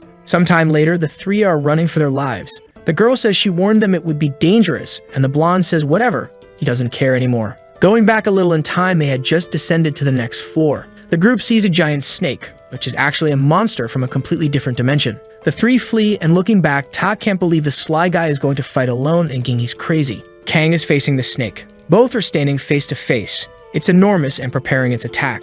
At that moment, the protagonist also prepares. Hiding behind a pillar, he puts his hand over his ear because the snake is about to attack. As predicted, it releases a powerful red energy beam. It hits the front of the pillar. The beam destroys a large part of it. Analyzing the situation, Hansu expected this and endured it due to his magical resistance. His opponent has powerful shockwaves that use magic, in addition to scales tough enough that no sword can cut through. With a murderous aura, it watches, striking the pillar again, but this time with its tail. Dodging, the hero thinks that this isn't an easy opponent. However, he knows its weakness. Then he jumps for the monster while holding a knife. Hitting the monster with the blade, he says he knows the scales are tough, but the space between them is more fragile. After landing the blow, the snake writhes in pain. Leaving the knife embedded in it, the hero steps back. After feeling the hit, the snake becomes even more enraged, slamming the ground with its hard tail, forcing Kang to dodge. From above, it observes its opponent, who must be only 10% of its size. Quickly, it launches another shockwave, while the protagonist just covers his ears. After that, he begins to open his eyes. Something is coming toward him. It's the snake's tail, which hits him with such force that it throws his body far away, causing the wall to crack. Leaning against the wall and all bruised, he says that it's finally reacting now. The snake is still furious from the hit it took. Where he is, it's a tutorial zone, so even with high physical resistance, he ends up being vulnerable to poison. Focused on the objective, he thinks he still has 5 blades left. With a murderous look, he prepares to attack. Jumping toward the giant monster, he tells them to have a little fun until it takes effect. Meanwhile, the girl hears some sound. Looking toward the corridor, she thinks they're pretty far away, but even so, the sounds echo all the way here. Frightened, she wonders if Hansu will be okay since he's all alone. Tae asks the girl why she stopped, saying they don't have any daggers and that's why they need to run back to the convenience store. Nervous about the situation, she just stays silent. Heading in the opposite direction, she says she needs to go check, but the boy calls her attention. Deeply irritated, the blonde thinks that everyone has been ignoring him since they arrived in this place. In response, he runs after her, saying he doesn't care. The 3 of them start running, heading back the way they came. When they get down there, Mi calls for Hansu, asking if he's okay. But she gets scared at what she sees. The snake is biting the protagonist's arm. He seems to be in trouble, and the girl screams his name. The 3 on the stairs watch the hero's situation. While his arm is being crushed, Kang thinks he's stalled for too long. Then he grabs his small knife, attacking the snake's mouth. It reacts, screaming in pain, and at that moment, it releases Hansu's arm. He stands up in front of the monster. Seeing it tremble and writhe in even more agony, he thinks it was great because he managed to hit 3 spots, and that it left a nasty bite on his arm. Since he managed to recover his stamina, he'll heal soon. In the future, some races began to demonstrate increased resistance and healing abilities due to their evolved characteristics. Because of this, poisons would become ineffective. Additionally, using powers and other skills would be even more challenging. But in any case, the prior poisoning turned out to be offensive and effective, and he wouldn't have come this far without the paralysis venom. The snake is lying on the ground, practically defeated, and he thinks now everything is easier. In the background, his group arrives and the girl asks if he's okay. Walking toward him, he seems surprised that they are still there. A bit scared, the girl says she came because she was worried and asks how the hero's arm is. He responds that it's just a scratch and that it's already healing, so she doesn't need to worry. In shock, Ta can't believe that Kang defeated that giant snake alone. Paralyzed, he thinks he always knew the sly guy was strong, and not that strong, wondering if he'll ever be able to catch up. Kneeling near the monster, Hansu looks confused. The girl asks if there's a problem. Holding the snake's shockwave rune, he thinks that this must be the reward because the monster is very powerful. Then he thinks it'll be very useful if he has the magic rune, and that because of that, he can't activate this rune yet. With his arms crossed, the blonde says he's a little jealous, but Kang cuts him off, saying he's not going to use it. Knowing that he can only use 7 abilities, he understands it's impossible to maintain something like that. Intervening in the conversation, Sang-jin asks if he can use the rune, which surprises the blonde. Elbowing his companion, Tae says he won't be able to handle it, and that if the hero is going to pass it on to anyone, it should be to him. Nervous, the emo boy tells the bully that he already has one. Annoyed, he asks if it makes any sense for the emo to use it, since he was just hiding behind him a few minutes ago. Sang-jin responds that if he has something like that, he'll be even better than the blonde, and this irritates Ta, who says that he still hasn't taken enough beatings. Watching the two argue, Kang questions what they are doing. He explains that he's going to sell it, giving a 5% discount to whoever buys it now. Hearing this, they stop fighting. Tae asks if he can pay in installments, and Hansu replies that he can only if he has a guarantor, as that way, they can help each other. Sometime later, he asks if they decided. The girl says she will take it, and in his mind, the protagonist thinks that with the level of trust there is, it would only end up going to her. Besides, he noticed that the girl consumed a magic rune earlier, and that she had nothing to hide, as it was a reward for defeating a monster. It's not uncommon because the more cards you have up your sleeve, the better, and he wonders if she has any survival instincts. Walking toward the hero, she says she has an agility rune, 3 sense runes, 7 strength runes, and 7 stamina runes. In response, the boy says he promised a 5% discount, so he will take only 6 strength runes. Happy, the girl says he's very fair. However, Kang tells her that if she gets into the habit of getting things for free in this place, one day she might end up dead. He concludes by saying that there's no such thing as a deal without a price in this world. Walking away, he thinks that from now on, he hopes they put in some effort.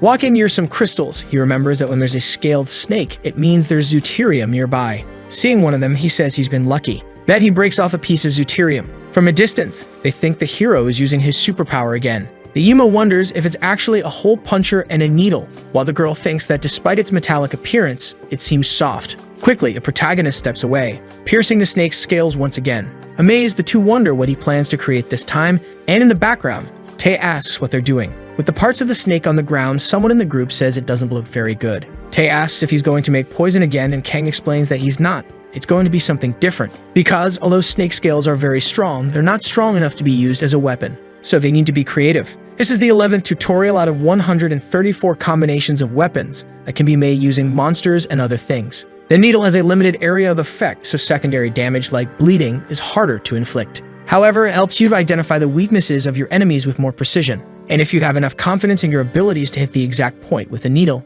the skill becomes perfect. With the needle being made, he mentions that the tip is a bit dull, but he made it with his own hands because he had no other choice. Quickly, he starts sharpening it with a knife. Happy, he says that it needs at least this level of energy. Considering the time alchemists take to refine their combinations, this is the best weapon that could be made in the beginning, stating that this is what needs to be done to break the defense of the monster that he needs to defeat to obtain the second hidden piece. After this whole process, he begins wrapping a cloth around the handle. Proudly, he affirms that this weapon finally seems usable. Then he says he could have created a stronger weapon, but with these materials, this was the best option he had. Tae is astonished by the protagonist's knowledge. Walking toward him, he asks if he would sell it and says he's willing to give all his runes for it. Thinking quickly, he knows the effort the sly guy put into creating it, and therefore, this weapon is worth more than his current one. However, Kang says that it's complicated to use this weapon and that he would sell it, but he can't make another one because he used up all the available material. Irritated, he thinks that the hero used everything for his own benefit in the end. Scratching his head, he thinks it's okay since there will be more good things ahead. However, this seems like the group's final destination. Since there's electricity and the subway is clean, besides, the hero seems too calm now for someone who is always ready for combat. Therefore, it doesn't seem like there will be more fights ahead, leaving only the option to enjoy the rewards. The three heads the train when Hansu questions why they're boarding. Tae asks what he means and Kang replies that only one person can fit here. He reiterates that only one person can board, so they need to get off. Sang Jin says he could be wrong, because it's very spacious, and asks how he knows it's made for just one person. Super irritated, Ta questions when it was decided that only he would board and asks why he feels entitled to do so, concluding that he only got to this place with the help of the group. At this moment, Kang turns to the three. Seeing his group, he thinks they're idiots, and although it's important to seize every opportunity, there's something they haven't realized. Responding, he says the blonde is right, and there's no rule stating that he has to go first. Striking his weapon on the ground, he asserts that there are no rules in this world. Giving them a chance, he says they can leave now or resolve this in a less friendly way. Pointing his weapon at the group, he says they can cry to their lawyer later and file a complaint. Smiling arrogantly, he says the decision is theirs. Afraid, the blonde just watches the weapon near his neck. The train starts moving and the three are left outside watching. Ted is irritated by what happened. Bothered, he wonders if he really meant what he said. Going back in time a little, he thinks that if the three attack together, they might have a chance, and if they win, he'll take Kang's weapons and runes. Preparing for combat, he thinks that if they lose, they can just apologize and Kang wouldn't kill them. However, Tae is startled by something, seeing the protagonist in front of him, with a very terrifying look. In his mind, he thinks that if he had moved even a little, he would have been killed quickly, affirming that the hero is capable of much more than that. Back in the present, he wonders how he could have frozen just from being stared at. The girl says they shouldn't have insisted so much, explaining that they got here because of him and they shouldn't have provoked him like that, saying that they should move on. However, the blonde thinks that's why they never get anywhere, and that they should have used force. With a murderous aura, he asserts that the goal is to get stronger no matter what, certain that he's going to become stronger. Alone in the wagon, Kang reflects on the information he's gathered so far. The subway will make stops at 20 stations throughout the journey. At each station, it's possible to find a random artifact. Once you pass a station, there's no going back. The structure is designed to cause mental confusion, and even after reaching the end, there's no guarantee that the result will be good, so he needs to be cautious. Then he realizes he's already at the 12th station. So far, he's collected 8 weapons, including Laroon's crown, Kittle's claws, Obrang's metal glove, among others. These are weapons you can get by using one of the hidden pieces, and perhaps that's why they are of such great quality. Laroon's crown, combined with Sense stats, helps reveal the weaknesses of various monsters for a certain time. However, the protagonist can already visualize the weakness of all monsters, making this weapon useless to him. Having enough weapons, he hopes to find something different like an object that increases his mobility. With that, he can move more swiftly during battles. Suddenly, Kang notices something. Stealing the random artifact from the station, he realizes it's the manic mist cigarette. Surprise, he didn't know this was one of the available items. When you place one of these in your mouth, the status of runes begins to increase and the status grows as you keep smoking. If you finish the cigarette and inhale the smoke, the status of all runes increases by 20% and the effect lasts 10 minutes. With the artifact in hand, Hansu feels excited. Holding the pack of cigarettes, he states that it's useless outside the beginner's zone, but for now, there's nothing better than this. Seeing this pack of cigarettes, memories surface. A blonde woman asks if he's smoking like before and that the more he smokes, the older he looks. With long hair, the protagonist remains silent. He's looking at the woman and both are wearing similar outfits. Continuing her scolding, she says cigarettes don't suit him, and that he'll ruin his pretty face if he keeps smoking. Back in the present, Kang says that this time it will be different. Sometime later, Hansu returns to the station where he was. Getting off the subway, he realizes his group has already left. Walking around, he thinks there are still 4 days left before the next hidden piece appears. So for 2 days, he has only 2 options. The first is to focus on hunting and collecting runes, and the second is to try to complete the available missions. Quickly, he asserts there's no reason to think twice. Looking at the pot, he says he completed some missions a while ago,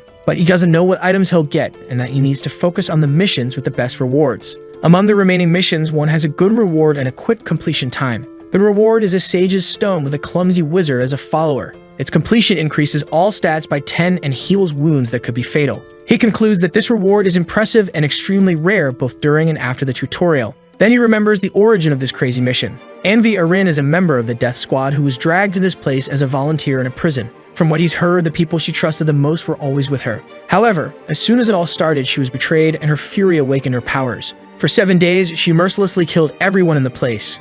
After this event, she sought to end her own life, and thus the mission began. Remembering this, he thinks he should skip this mission as it conflicts with his goal of saving whoever he can. Knowing Meg is approaching, he decides to find the mission that takes the least time and realizes there is one. The reward is the selfish man's food pouch. So he decides to do that mission first. But before anything, he needs to make sure he has enough stamina and will focus on ensuring that tonight. Arriving at an empty diner, he wonders if he should eat first. Sometime after eating, he sees a hole in the ground, already knowing who made it. He says the moon will rise soon, and yet they had the audacity to do this. Excited, he decides to test their courage. Meanwhile, in the center of a city, some men are packing something. Watching from afar is the group from earlier, wondering how these people could steal everything. A girl complains that they were in such a hurry to flee that she couldn't save anything, questioning how they could steal everything, including from her. Nervous, Mi says her group might be strong, but there's a problem. The emo continues saying they are many, and Hansu hasn't returned yet, so they shouldn't act rashly. 2 young people whisper that they've never heard the emo talk so much. Pensive, Mi can't believe they found the convenience store and thought she'd have more time. The group of thieves begins to hurry. Sun Ho is with them and waves at the youngsters. The group then notices the eye contact. The blonde asks if he just waved, and Tag explains that they're trying to provoke them. He says they don't need to respond and should just leave. Walking away, he says they need to find more supplies elsewhere. However, deep down, he's irritated, wondering why that guy waved since he's been doing a good job. Going back in time, Tad approached the group of thieves, saying that since they needed food, they should try the subway. Revealing himself as a traitor, the blonde says he'll show them the way to the subway so they can take everything. The plan is to make Hansu fight these guys for the food and ask for his help since there are too many of them. Sun Ho asks why he should trust him and says he must be plotting something with Hansu. The blonde grabs the guy by the shirt, telling him to follow him. Irritated, Sun questions if he doesn't know how much his brother helped him, but a fist comes close to his face. Tat ends up landing a hard punch on his face, throwing the man to the ground. With a frightening look, he says the 3 of them are weaklings and he wouldn't trick them. Bleeding from the nose, the man just listens. He continues, telling them to think about it because it's an opportunity. Back in the present, the 5 are gathered in a house. The girl sees Hansu and calls out to him. Relieved, she thinks he just came back, and that alone makes her feel more at ease. Happy, the blonde thinks there's no way to know it was him, so there's no need to be nervous. Even if they find out it was him, he can just make up some story. Mihi says that when they were behind Jizin and Youngyu, the guys took everything from the store, and Kang says he already knows. Then he asks how much food they have left. She responds that they don't have much and that they tried to take as much as possible. Intervening in the conversation, Tae says it just happened, and now they can just steal everything back, saying that it'll be hard for Hansu to fight all of them alone. Kang replies that they should eat first. Irritated by the response, the blonde questions if he's mocking him. Slamming the table, he says it doesn't seem fair. asking the hero if he's not ashamed, because the group risked their lives for this food, so he should offer something of equal value. Then he presses, telling him to say something, and if he gives something good, he'll think about it. Nervous, the girl says they brought food for everyone, but he questions if they should just give it for free to the sly guy, because the group risked their lives for it, so they should charge. And that Hansu didn't lift a finger to help with it, and someone once said there shouldn't be charity. Hearing all this, Jishin and Youngyu remain silent. With a smile on his face, he thinks that if he brings everyone to his side, he'll get rid of this guy, wanting to see how long he'll act this way. However, the protagonist simply says it's a pity, because he can't give anything in return, and asks how they can make it work. The blonde says he must have plenty of stuff and asks him to share it with the group. In the background, the blonde girl asks what he's talking about. Tae replies that Kang entered his secret place and must have found something good there. Smiling, he says he should share it with the group since they're all going to be traveling together. Offering a cereal bar, he tells them to stop fighting over silly things. Hansuk just observes his attitude. With his arms crossed, he responds that Ta has learned well, and Ta tells him not to change the subject. Standing up from the chair, he thinks the blonde wasn't subtle, but that makes sense since he sees the hero as an equal. But he thinks that's not the problem, and that he's not staying with them because he needs the group as their runes won't make a difference. As he walks away, the blonde asks where he's going. In his mind, Kang thinks he came because of errors, and that he did what he could. Suddenly, he remembers how Kang Ta acts, and then he can't imagine himself saying that because it's too cringe. Leaving, he tells them to take care and stay in the shade. Seeing this, Mei and Sang Jin get nervous. The blonde girl intervenes, saying they shouldn't fight and that they've made it this far without needing that. Looking back, she invites Mei to bring Hansu back, but Ta says if the guy wants to leave, fine, and there's no reason to stop him. As he watches the hero walk away, he thinks that he remained arrogant until the end. He continues saying that if they give him something, the sly guy will come back and that they don't need him. Turning around, he asks Mei what she's doing, asking if she's going to chase after that crazy guy. Approaching the protagonist, she says she's going with him and asks if she can come along. Nervous, she waits for his response. Answering, he says he can't take her with him. She says she understands that. However, Kang tells her once again that the decision to follow him is hers. This response makes the girl excited, but someone approaches from behind them. It's Todd, who says she still hasn't taken her runes from Sang Jin, and in his mind, he thinks he can't let her leave. Sang Jin speaks up, saying it's not a problem, because he's also decided to go with them. Surprised, the blonde puts a hand on his shoulder and asks if he's sure about what he just said. He questions if Sang thinks his father will go easy on his. He continues, saying he accepted the boy when he was nothing and asks if he's forgotten everything. Nervous, the emo asks what the blonde's father will do. He explains that they're stuck in this place and asks how he plans to tell his father. He concludes that none of this matters anymore, because there's no reason to keep listening to the bully like before. As Sang-jin walks away, the blonde is left in shock. Furious, he yells that they can go since the food is theirs anyway and questions if anything will change if they walk to another place. Consumed by rage, he says that in the end, they'll come crawling back. Sometime later, the trio walks through the empty streets. Sang-jin asks if they should have brought more food as they don't have much in their backpacks. The girl agrees while Kang observes a jacket. Putting on the new jacket, he asserts that it wouldn't have made sense. This statement leaves the two quite confused. Feeling great with the new jacket, he says they need to do something and that they should hurry. Nervous, the emo questions what this guy is thinking, because Hansu has the power to do whatever he wants, and if he causes trouble, it won't be worth it. At the same time, Kang affirms that he knows what he's thinking. However, he doesn't judge him since the emo knows nothing about the moon. Breaking the tension, the hero warns that it's almost midnight. Looking up, she asks what that means. Then she realizes something strange. Confused, she points and asks if something's wrong with the moon. The moon appears normal at first glance. However, a bizarre eye has formed within it. It's a giant eye that seems alien. In shock, the girl asks if the moon really opened its eye. Also frightened, Sang asks what's going on, because his food just turned into sand for no apparent reason. Worried, the girl checks her bag to see if it happened to all their food.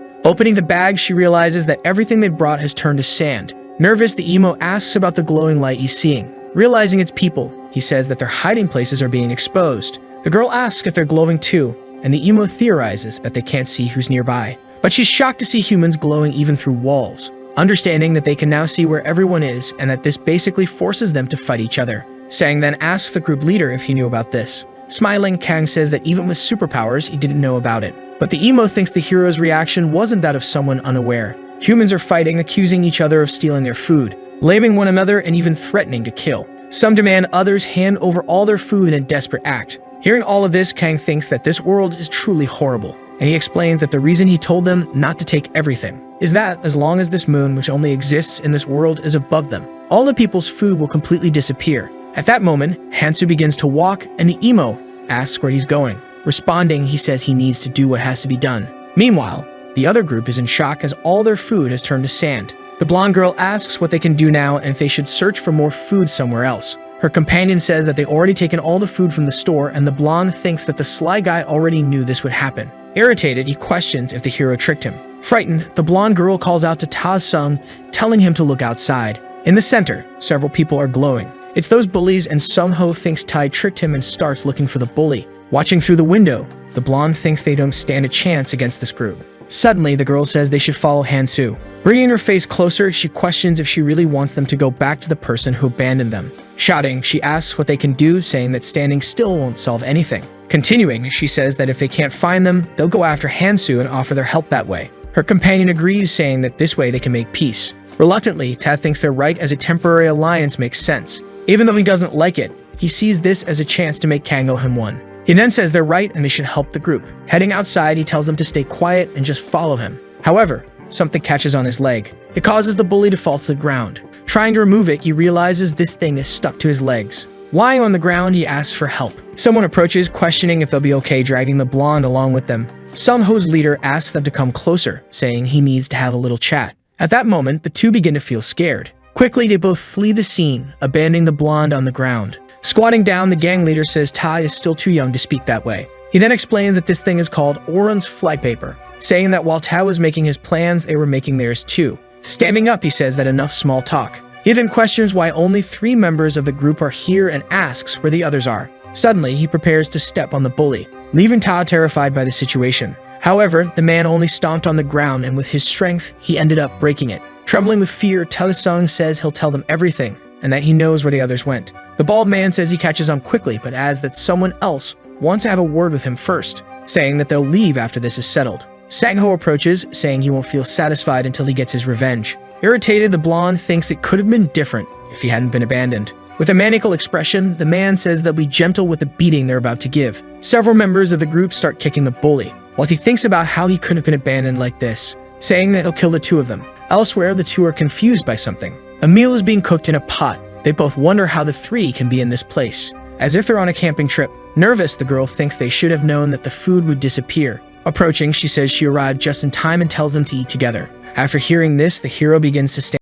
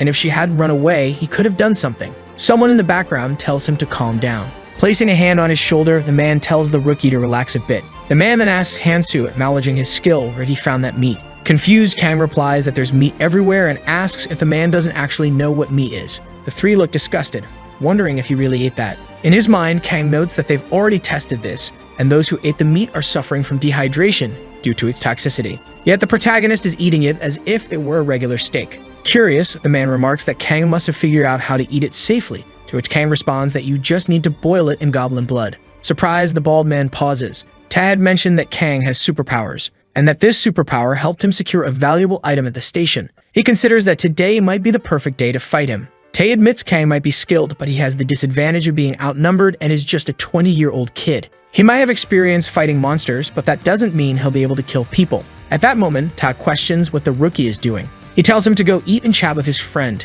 Nervous, the blonde asks why he has to be friends with that sly guy, but that agrees it's best not to cause trouble in front of so many people. Suddenly, Hansu begins to stand up. Ta says the man has a point and suggests they have a talk. Worried, the girl yells for him not to cross that line. Continuing to approach, the blonde says she's just like that other girl. Wielding his weapon, the hero says it looks like it's going to go this way. Launching his strike toward the bully's ankle, he silently hopes Erez won't be mad at him.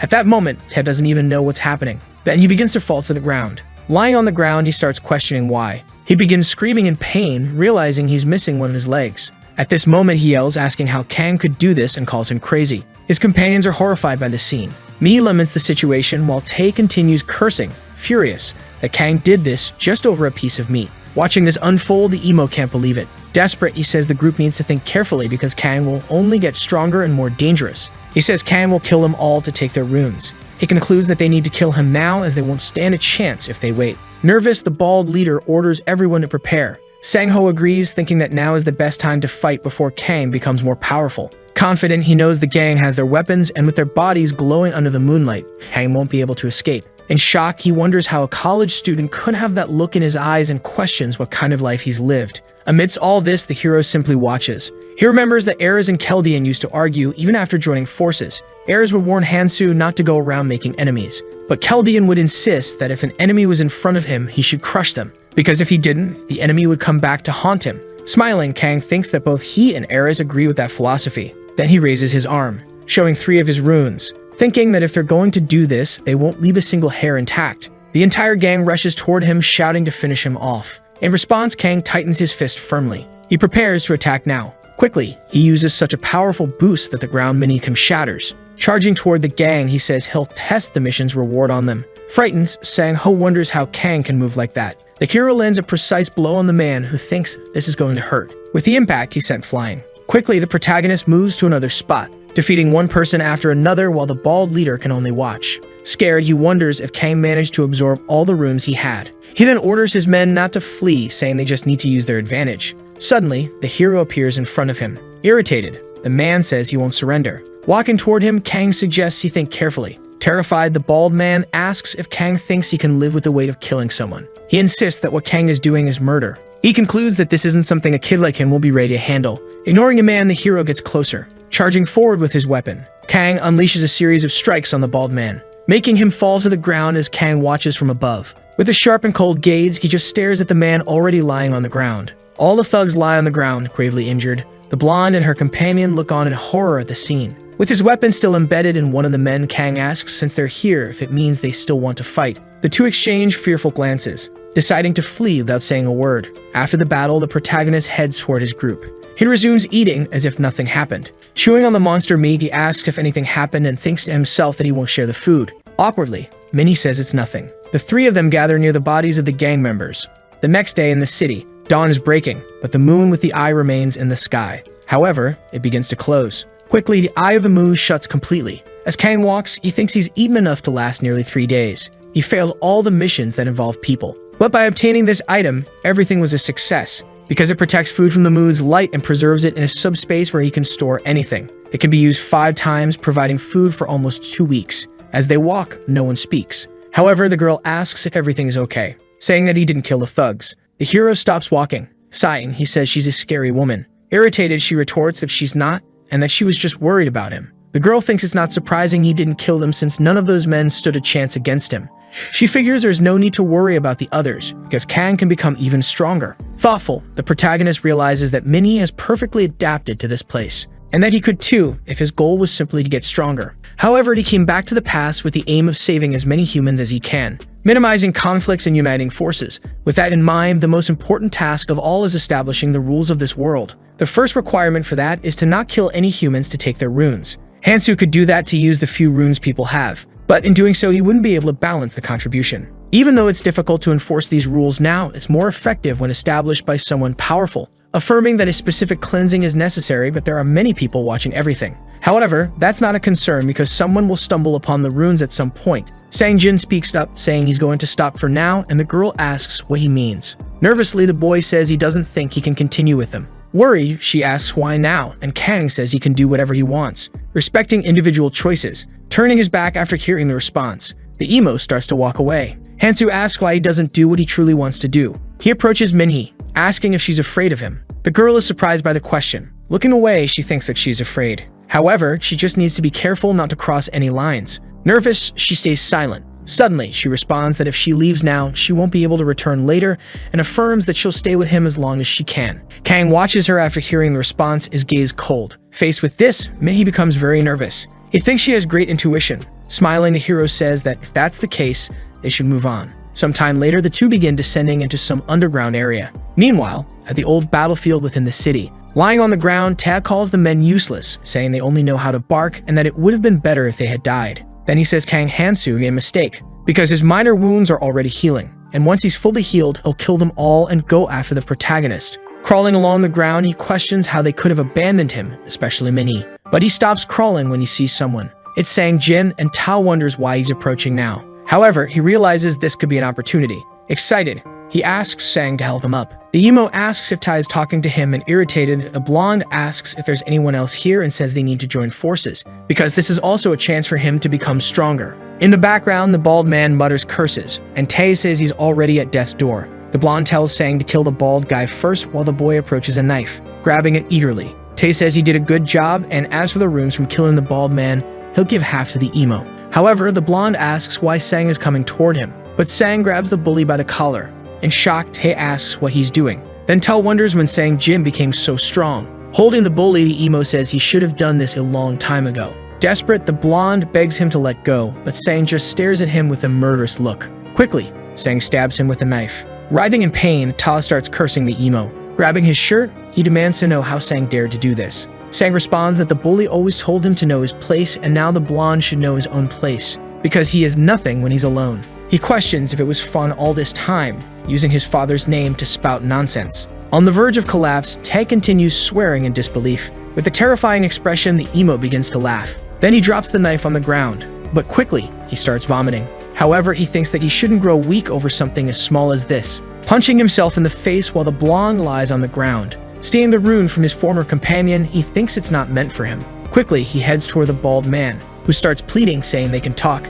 If Sang lets him live, they can join forces. Sang keeps walking while the bald man says they can become stronger together. As he walks, the emo says he now understands why Hansu didn't come after him. Facing the bald man, who's begging for his life, Sang questions how pathetic he must have seemed to the hero, saying he doesn't want his protection, and that all he ever wanted was the courage to fight by his side. Because if he had decided to get stronger instead of cowering, he could have stood by his side. With 2 runes in hand, he thinks that if he hadn't been so weak, he wouldn't have been abandoned. That's why he hasn't changed since the past, when he used to shrink back walking on eggshells because of other people. But now it's different. Now he wants to prove his worth. With a cold gaze, he decides he will become stronger, aim to reach Hansu's level. And he thinks that if he uses these idiots to get to the same level, the hero himself will see him differently. Elsewhere in the city, a few black birds are flying. Suddenly, they attack Minhee. The girl starts to take a deep breath. Using her ability, she lets out a supersonic scream, causing the animals to fall from the sky. Looking back, she notices something coming. It's a giant bird, which is quickly sliced by Kang's blade.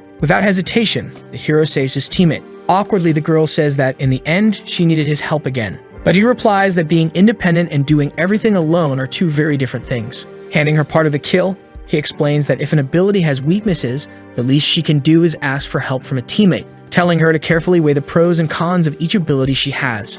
Checking her stats, she understands it's now the 3rd day since they arrived here. Relieved, she thinks it was good to have bought abilities from Hansu that increase magic and stamina to keep up with him. But, regardless, she needs to learn not to depend on him. She sighs, frustrated with herself. Kang analyzes his stats and notices that his stamina is at 42. The best method is to keep attribute values balanced, and it wasn't hard to find what he needed because Minhee was lacking in both strength and stamina. Suddenly, the system contacts them, notifying them to return to the starting point immediately, and that anyone who's late will be punished. Surprised, the girl realizes it's a fairy, and in the background, the protagonist calls her to go. A while later, the 2 are walking. She can't stop watching Kang along the way. Curious, he asks if she has something to say and assures her there's no need to be afraid. Blushing, she says it's fine. Very nervous, she asks if he's dating anyone. Flustered, she wonders if she asks something too personal. In her mind, she tells herself she shouldn't think of him that way, but he seems too generous, so she can't afford to lose him. Fidgeting, she thinks she wants to ask something else, actually. With a disappointed expression, Kang thinks she seems a bit too strict, but isn't worried about saying these things.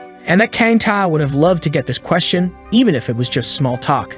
He recalls how the girl was trembling so much she couldn't even speak. Thinking of his beloved, he knows she's just someone he hasn't met yet, and he can't lose her again. He then responds that he doesn't remember. This answer makes her even more nervous. The two continue walking in silence. After a while, they arrive at a place where many people are gathered. Kang says he recognizes many of them, but the atmosphere feels strange. Suddenly, the little monster appears. Asking if all the travelers are present, it says that, unfortunately, they gathered too quickly. It then gets straight to the point and says it has two pieces of good news. With a maniacal smile, the demon begins to speak. The first news is that if they survive for more than 3 days, it will leave this place. Cheerfully, it asks if that isn't incredible news and urges everyone to celebrate. However, everyone remains silent. This leaves the demon feeling awkward, and it asks if the cat got their tongues. Quickly, everyone starts clapping, and the demon says it's good they're happy. Waving a finger, it announces that now it will introduce the star of the event. It points to the palace they see, saying that this place will be the most important part of the event. This is the magic altar. Seeing the building, the girl is surprised and questions the name altar. Continuing the explanation, the demon says there's a little creature inside, a very cute one that's waiting for everyone. Opening its arms wide, it asks if they see it. Introducing the little creature, it says this is the carnivorous beast, and they haven't fed it for an entire day, which shocks the people. Then it says the creature is dying to get out and play a little. With a sadistic grin, it explains that while the altar may seem amazing, it's weak and will soon break. If this little creature escapes, how many will survive? People look around, wondering if they'll have to face this monster if the altar breaks. Laughing, the demon says it's time for the second piece of good news. Lying on a pillow, it explains there's a way to make the beast sleep, and if it sleeps, it won't escape.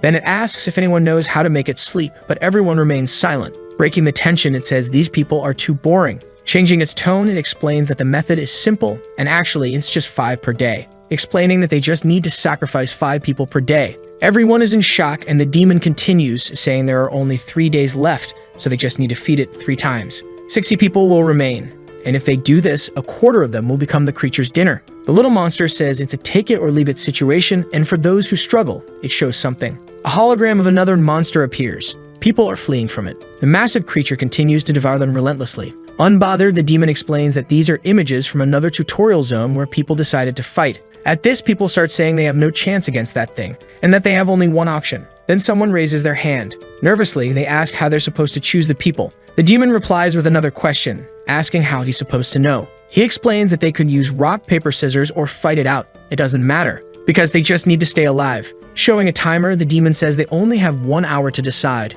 After that, they'll be safe for a day, and then they'll have another hour to choose the next sacrifices. It concludes by saying it hopes they make the right choice. Panic spreads as everyone starts shouting that they're going to die. Minnie looks at the protagonist and asks what he thinks they should do. Closing his eyes, he responds that the damage is already done. That man from earlier speaks up, saying they need to be fair. He suggests drawing lots to select 5 people for the first day and then another 5 for the second. Smiling, someone asks why they should do that. Nervously, the man in the beanie looks behind him. The girl is surprised to see who it is. It's Sang Jin, who questions why they need to be fair. Someone asks what he means by that, and the boy repeats his statement. He's standing with the 2 people from before and questions again why they should be fair. The man says he can't do that when he doesn't even have a plan. Sang Jin asks who said he doesn't have a plan. Placing his hand on a post, he responds that his plan is simple. Instantly, he breaks the post using just his physical strength, startling many people around him. Revealing his plan, he says they'll start by finding the useless ones. With a frightening look, he says they'll sacrifice 5 useless people and asks what they think. The people around him are shocked.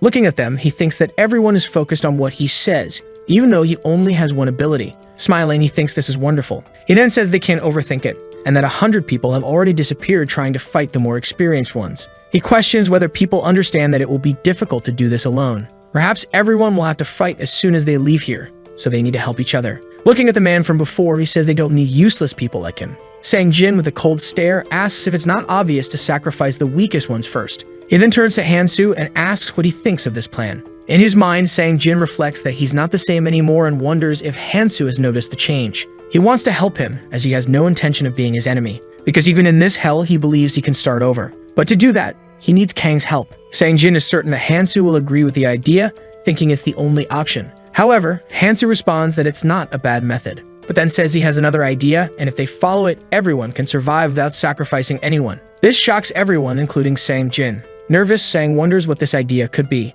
The man in the red beanie speaks up, saying it's impossible for everyone to fight together, and even if they have the numbers, There's no way to fight a monster that regenerates while devouring more people. Confused, the protagonist replies that no one said they had to fight. Frightened, the man asks what the plan is and if Hansu is planning to fight alone. Exuding confidence, Kang responds that yes, he will. This answer irritates the others. They question how he can fight that thing on his own. Suddenly, another man speaks up, saying they're not fighting goblins, and if they don't defeat it within an hour, they'll all die. Pointing at the timer, he mentions they now have less than an hour left. In the background, Sang Jin remains silent. In his mind, he thinks he would have caught up to Hansu by now. However, he's confronted with the protagonist's strength, which is already enough to face that giant monster. To his surprise, Hansu mentions that he plans to fight the monster, but says it's going to be difficult, making Sang think he's asking for help. Excited, Sang asks if Hansu is suggesting they fight together and that they can join forces. Annoyed, Kang says they never let him finish talking. This irritates Sang Jin, who becomes confused. He then asks what Hansu's suggestion is. At that moment, Minnie thinks he'll probably bring her along, but quickly realizes he would never do that. Finishing her thoughts, Kang says it's simple, explaining that if his strength and stamina increase by 30 each, he can fight the monster one-on-one. He then proposes something to the group if they give him their runes. Kang says he'll take responsibility and kill the monster. The people ask if only the ones chosen as sacrifices will give their runes and if it will be 60 runes in total. In his mind, Hansu calculates that with strength and stamina at 100, agility and perception at 50, and using a manic mist cigarette, it will be possible. Having spent his entire life fighting in this place, he assumes the numbers will be the same. And if he does this, he'll get what he wants. The second hidden item in the chaos, something even Keldian, Ares, and Kang Ta couldn't obtain. The one who discovered it was the monarch of Clementine's wrath. Even with the perfect personality to succeed, he nearly died trying. So even if someone wants the hidden item, they need to become the strongest possible. Breaking the silence, Hansu says it doesn't matter who gives the runes, and once he reaches the right numbers, he'll enter the altar immediately. He explains that delaying this won't help anyone. Nervous, the bald man says the weaklings will never have enough runes, and if they did, they'd be much stronger. Irritated, he demands the runes from the people and suggests they hold a lottery if they can't decide. However, someone calls him selfish, catching his attention, and he angrily asks what they said. A muscular man with long hair speaks up, saying the bald guy would be the first to be thrown on the altar if they were following the weakest first rule, questioning why they should give up their runes. He explains that the gap between the first and last place is huge. Staring down the bald man, he asks if the reason is that he has too few runes. Smiling, he says it's obvious the bald man is weak and would only try to run away. Irritated, the bald man demands to know who the muscular man thinks he is to talk to him like that. But the long-haired man warns him not to show his claws or he'll break every bone in his body. Frightened, the bald man asks if everything comes down to strength for him, saying that he can't even respect his elders. He then questions if they don't live in a democracy. As the muscular man approaches, he agrees, saying that's true, so they should vote. He tells the bald man to either hand over his runes and live another day or offer himself as a sacrifice, and that the vote will be secret, asking what the old man thinks. Kang steps closer to the bald man. Nervous, the older man says that Kang is strong and could easily take the runes from the muscular guy. He then suggests killing some of the stronger people, but before he can finish his sentence, someone punches him, asking if he wants to die. The man in the red beanie delivered the punch, and the old man responds that he doesn't want to die because he has a family. Then someone suggests throwing the old man in first because if the monster isn't satisfied, everyone will die. At that moment, Kang sighs, watching the chaos unfold. He thinks to himself that they never learned to retreat. Soon enough, they'll need to address this problem. As everyone argues and fights, Hansu calls for silence. Extending his hand, he explains the options they have. He tells them they have 5 options in total, and this is the ranking of the weakest here. In the background, someone exclaims that this is impossible. People shout, asking if Kang is suggesting they all sacrifice themselves. They curse at him while the hero simply smiles, exuding confidence. Time passes, and now less than 30 minutes remain before the event begins. Minnie stands alone in front of the altar, staring at it, unsure of what to do. Suddenly, Sang-jin appears, telling her that if she's going to act like this, she should go with him. He says Kang might allow her to join him. Blushing, she asks if he even knows how Hansu operates. The emo becomes frustrated with this response. The girl admits she wanted to go with Hansu, yes, but she can't just follow him aimlessly. At that moment, Sang realizes that he would be left behind no matter what and asks if she'll wait for him. Quickly, the girl responds no, explaining that the hero would get mad at her if she did, and that it wouldn't be any different from the others who rely on others. Everyone is panicking and Kang questions what they were doing about the others who were busy elsewhere, saying he doesn't care if they were resting, but now they'll have to face the consequences. He explains that they weren't left behind because they were weak. It's their weakness that kept them from catching up. He asked if they really thought he'd pat everyone on the head and take care of them. Then he says that if they want to live, each of them must give him 2 runes. Kang tells Minhee that this is all he can offer and that she can repay the rest after hunting for 3 days. Extending his hand, he says they can make up for it. Back in the present, Minnie says that Hansu always keeps his word, so he'll handle everything himself. And because of that, she needs to hurry and wonders if she can still catch up to him. Sang tells her she could come with them, saying that the others would love to have her in the group. Smiling, the girl thanks him but says it's not the right time for that, promising to answer later. She starts to walk away from him. Watching her, the emo thinks he doesn't need to see her fighting to know that she's even stronger than before. Trembling with frustration, he says he needs to show something too because he's still not good enough. He needs to prove his worth. Suddenly, the muscular man calls out to him, saying they need to talk. With a deadpan expression, Sang asks what he wants. One of the men asks why Sang is so tense. The man explains that his subordinate is a bit shy and introduces himself as Park Sayal. Pointing behind him, he asks if Sang is the leader of that group and suggests they have a leader-to-leader chat. However, the emo questions this title, explaining that they're just friends and that the people follow him. Park says that that's what makes a leader and that Sang must be impressive, seeing how strong they've become, making Sang feel awkward. Park mentions that he noticed Sang knows that guy Hansu. Curious, Park says he'd like to ask a few questions about him. Reluctantly, the emo agrees to answer. Meanwhile, inside the altar, Kang notes that goblin venom won't work. He'll need paralysis venom instead. Using the wing cat beads, a small amount of his stamina is recovered during the buff. It's useful for something he found while hunting. He needs to use it before the battle begins. Descending the stairs, he thinks that his attributes aren't very balanced right now, but he has no choice. Because to fight this monster, he's still not close to being strong enough. Taking out the box, he says he'll smoke a lot of the manic mist cigarettes. He puts one in his mouth, realizing it's been a long time since he's felt this, and hoping he won't regret it. The protagonist starts smoking the manic mist cigarette. He's immensely powerful with this item and the 60 runes he collected earlier. With a focused look, he thinks that a rune worthy of this world has just been created, because when rune attributes exceed 100, the colors start to blend, causing the rune to undergo a transformation, starting from colorless to red, then orange, and finally yellow. Soon, his status numbers begin to shift, starting with a colorless rune. Even though the difference is small, from 99.9% in normal runes to 0.01% in colorless runes, the transformation has begun. As the battle unfolds, Kang realizes that the higher the level, the greater the difference in abilities. He knows this monster wouldn't normally appear in the first tutorial, so a colorless rune should be enough to handle it.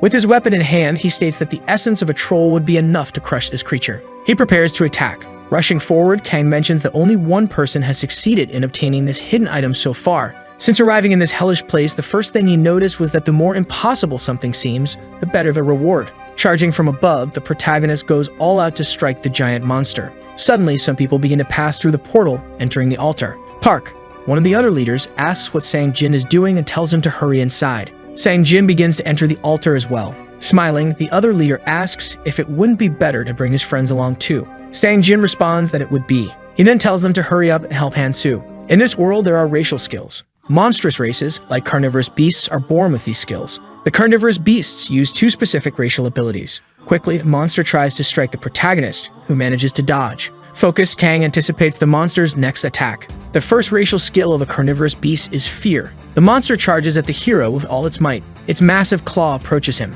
However, he dodges the attack once again. Backing away from the beast, he realizes that it paralyzes its prey using fear and recovers stamina by consuming its victims. Sweating, Kang notes that the pattern remains the same, which reassures him, because after the carnivorous beast restores its stamina, if it manages to use the blood-draining swamp, it will drain the blood right out of the body. Interrupting his thoughts, the monster attacks again, smashing the ground. Reflective, the hero understands that he can't compete with raw strength. His needle will only make a tiny puncture. However, he knows of a more effective method. Looking at the giant, terrifying monster, he understands that the best strategy is to restrict its movements. The monster prepares to attack again.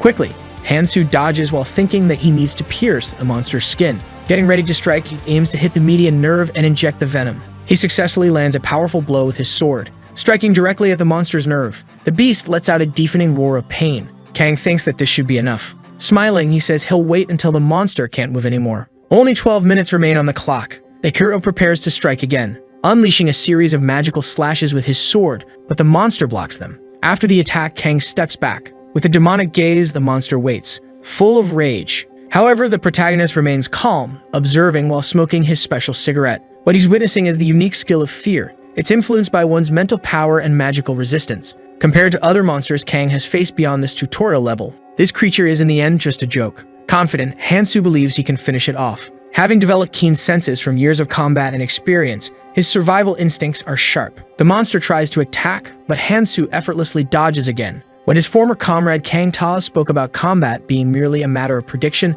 The hero laughed at him, but now he understands what he meant. He can predict the monster's next move. He knows where it will move and where it will strike, allowing him to dodge again. Even with this ability to anticipate the monster's attacks, it's still not easy. Hansu admits that without increasing his stamina and strength, he wouldn't have been able to attack and evade the monster. Either way, fighting inside the altar was the right decision, considering the amount of time left and the limited resources. The other group watches and realizes that the hero can't be underestimated. The long-haired man comments that he can't believe what he's seeing, while his leader laughs, saying Kang looks pretty relaxed. In the background, Sang-jin observes as the two discuss how it seems Kang didn't even need the runes, and they were likely extorted. Then the leader says they just need to stick to the plan, and his companion agrees, saying they should descend quietly. From afar, Sang-jin shouts, announcing that they've come to help. Surprised, the protagonist looks over. But Sang-jin keeps calling out, telling Hansu to wait a little longer. While in the background, Park asks what he's doing, placing a hand on Sang-jin's shoulder. Park reminds him they agree to descend quietly, and the emo replies that Hansu needed to know they were there.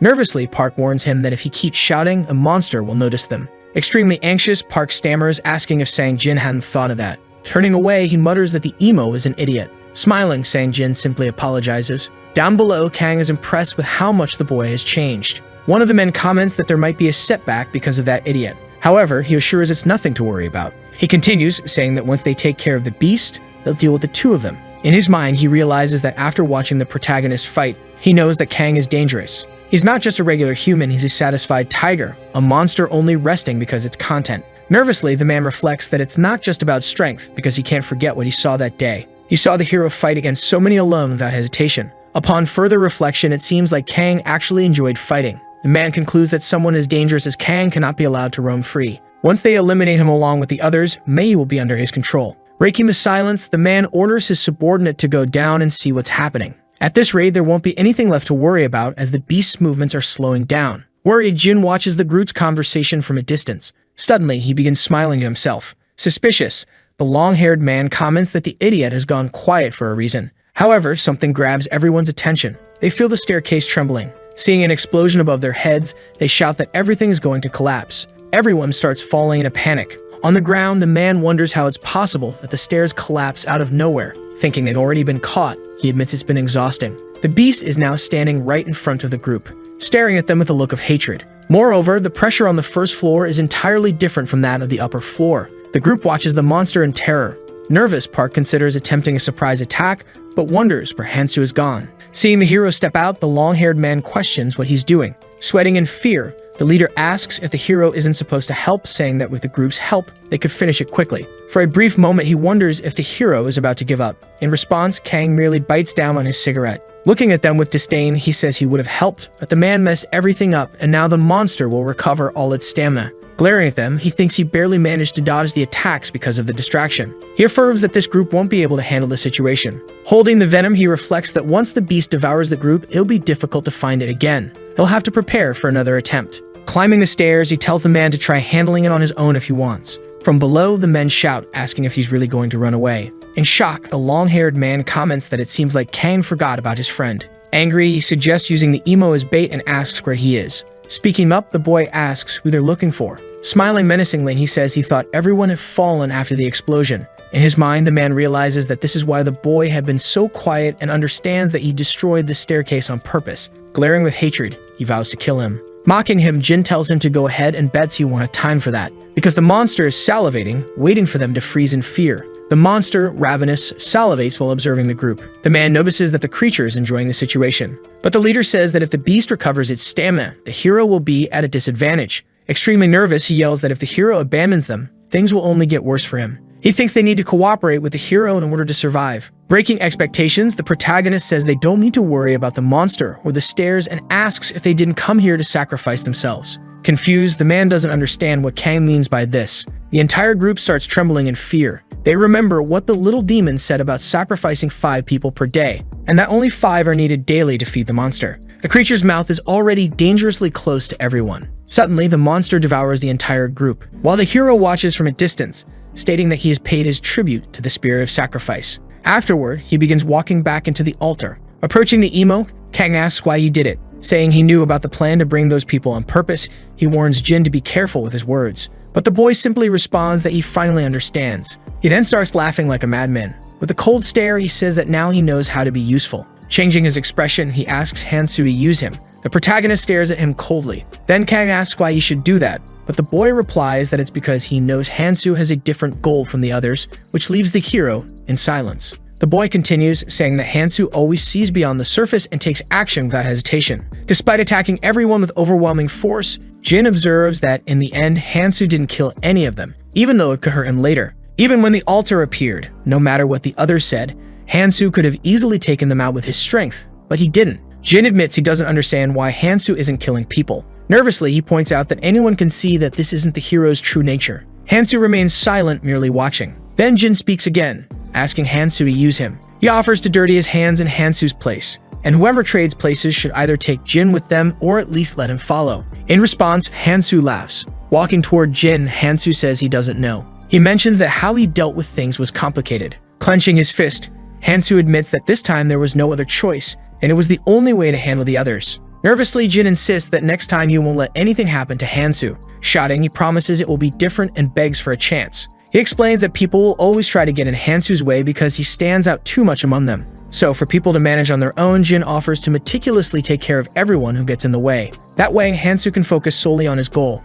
Most importantly, Jin believes that as Hansu grows stronger, he can become stronger too by following him. In his mind, Jin worries that if Hansu reveals his true goal, he may stop following him. Hansu begins to turn his head, suspicious. He asks what Jin would do if circumstances forced him to stay behind, even if he agreed to the plan. Smiling, Hansu gives an example of Jin being left behind against his will. After this statement, there's a brief silence. Jin takes it as a sign and realizes something is off in the second tutorial. Then Jin says that if that happens, he will get stronger and find Kang again, hoping that when he does, Kang will accept him as his ally once more. As a response, Hansu laughs and tells him to go down. Shocked, Jin asks if Hansu is still rejecting him. Approaching him, Jin begs for one more chance, promising to make up for all his mistakes. Finishing his cigarette, Hansu drops it on the ground and stomps on it. Hansu tells Jin not to misunderstand. Then he tells Jin to meet him tomorrow at 1 in the afternoon. He explains that by then, the monster below won't be around. This response leaves Jin stunned. Continuing, Hansu instructs him to collect all the runes below because Hansu killed those 10 people,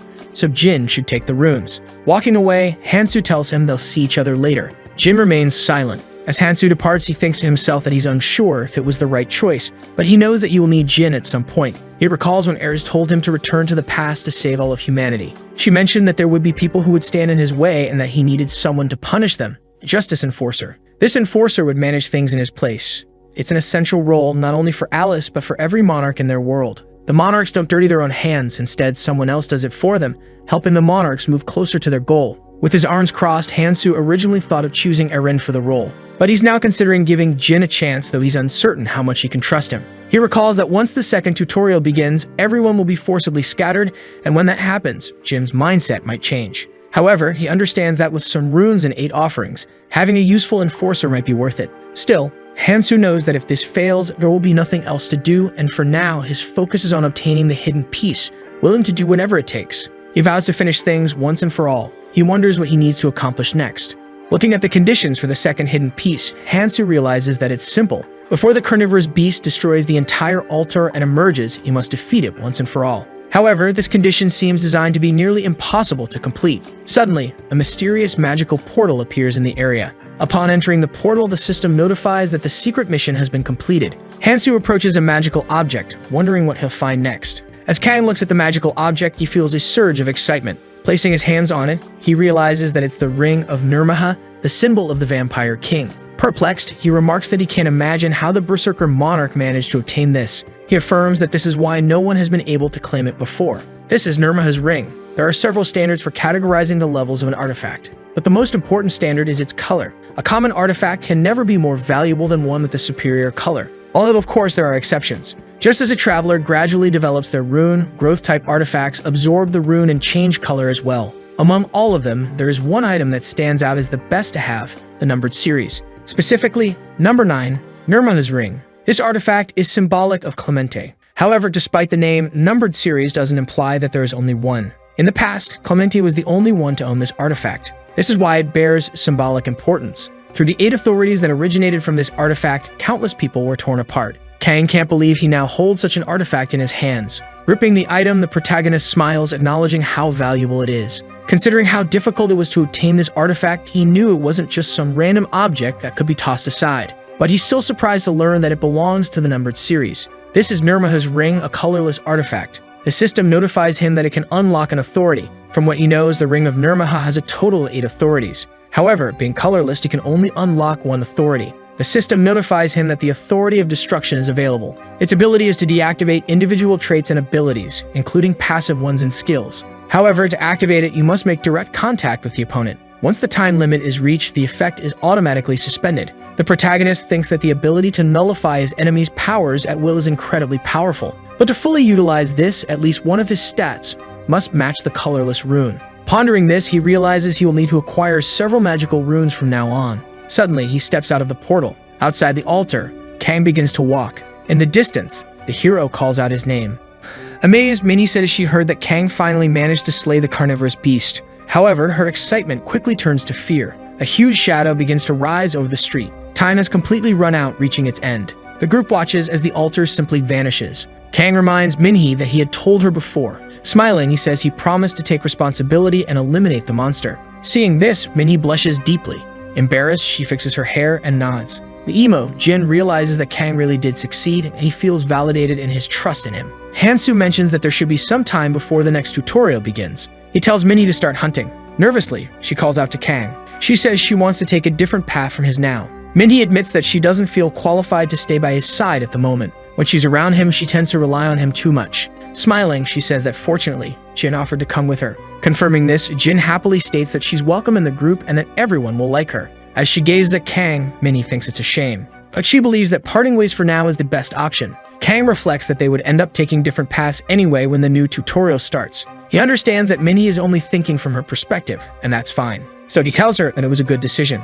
After his response, he begins to walk away and Minnie falls silent. But quickly, she calls out for him to wait. She promises that the next time they meet, she won't give up so easily. Smiling, she says that they'll see each other again. With that, Kang smiles, bidding farewell to both of them. He agrees that they will indeed meet again. He then calls for Jin's attention, remembering when the emo told Kang to take a chance on him. Kang says that if Jin is serious, the choice is his. With just that one sentence, Jin is overjoyed and filled with excitement. A week passes. The little demon has gathered all the survivors. He declares that they have waited long enough, announcing that the second tutorial is about to begin. Then, with a devilish smile, he comments that there are more people than he expected. With a snap of his fingers, he says it's time to change stages. Something starts glowing on the ground, surprising everyone as they try to figure out what it is. They realize that there's a light shining beneath their feet. A young girl clings tightly to her father in fear. Meanwhile, the hero Hansu remains calm, already knowing what is about to happen. He understands that the second tutorial has finally begun. In another location, the people have been teleported,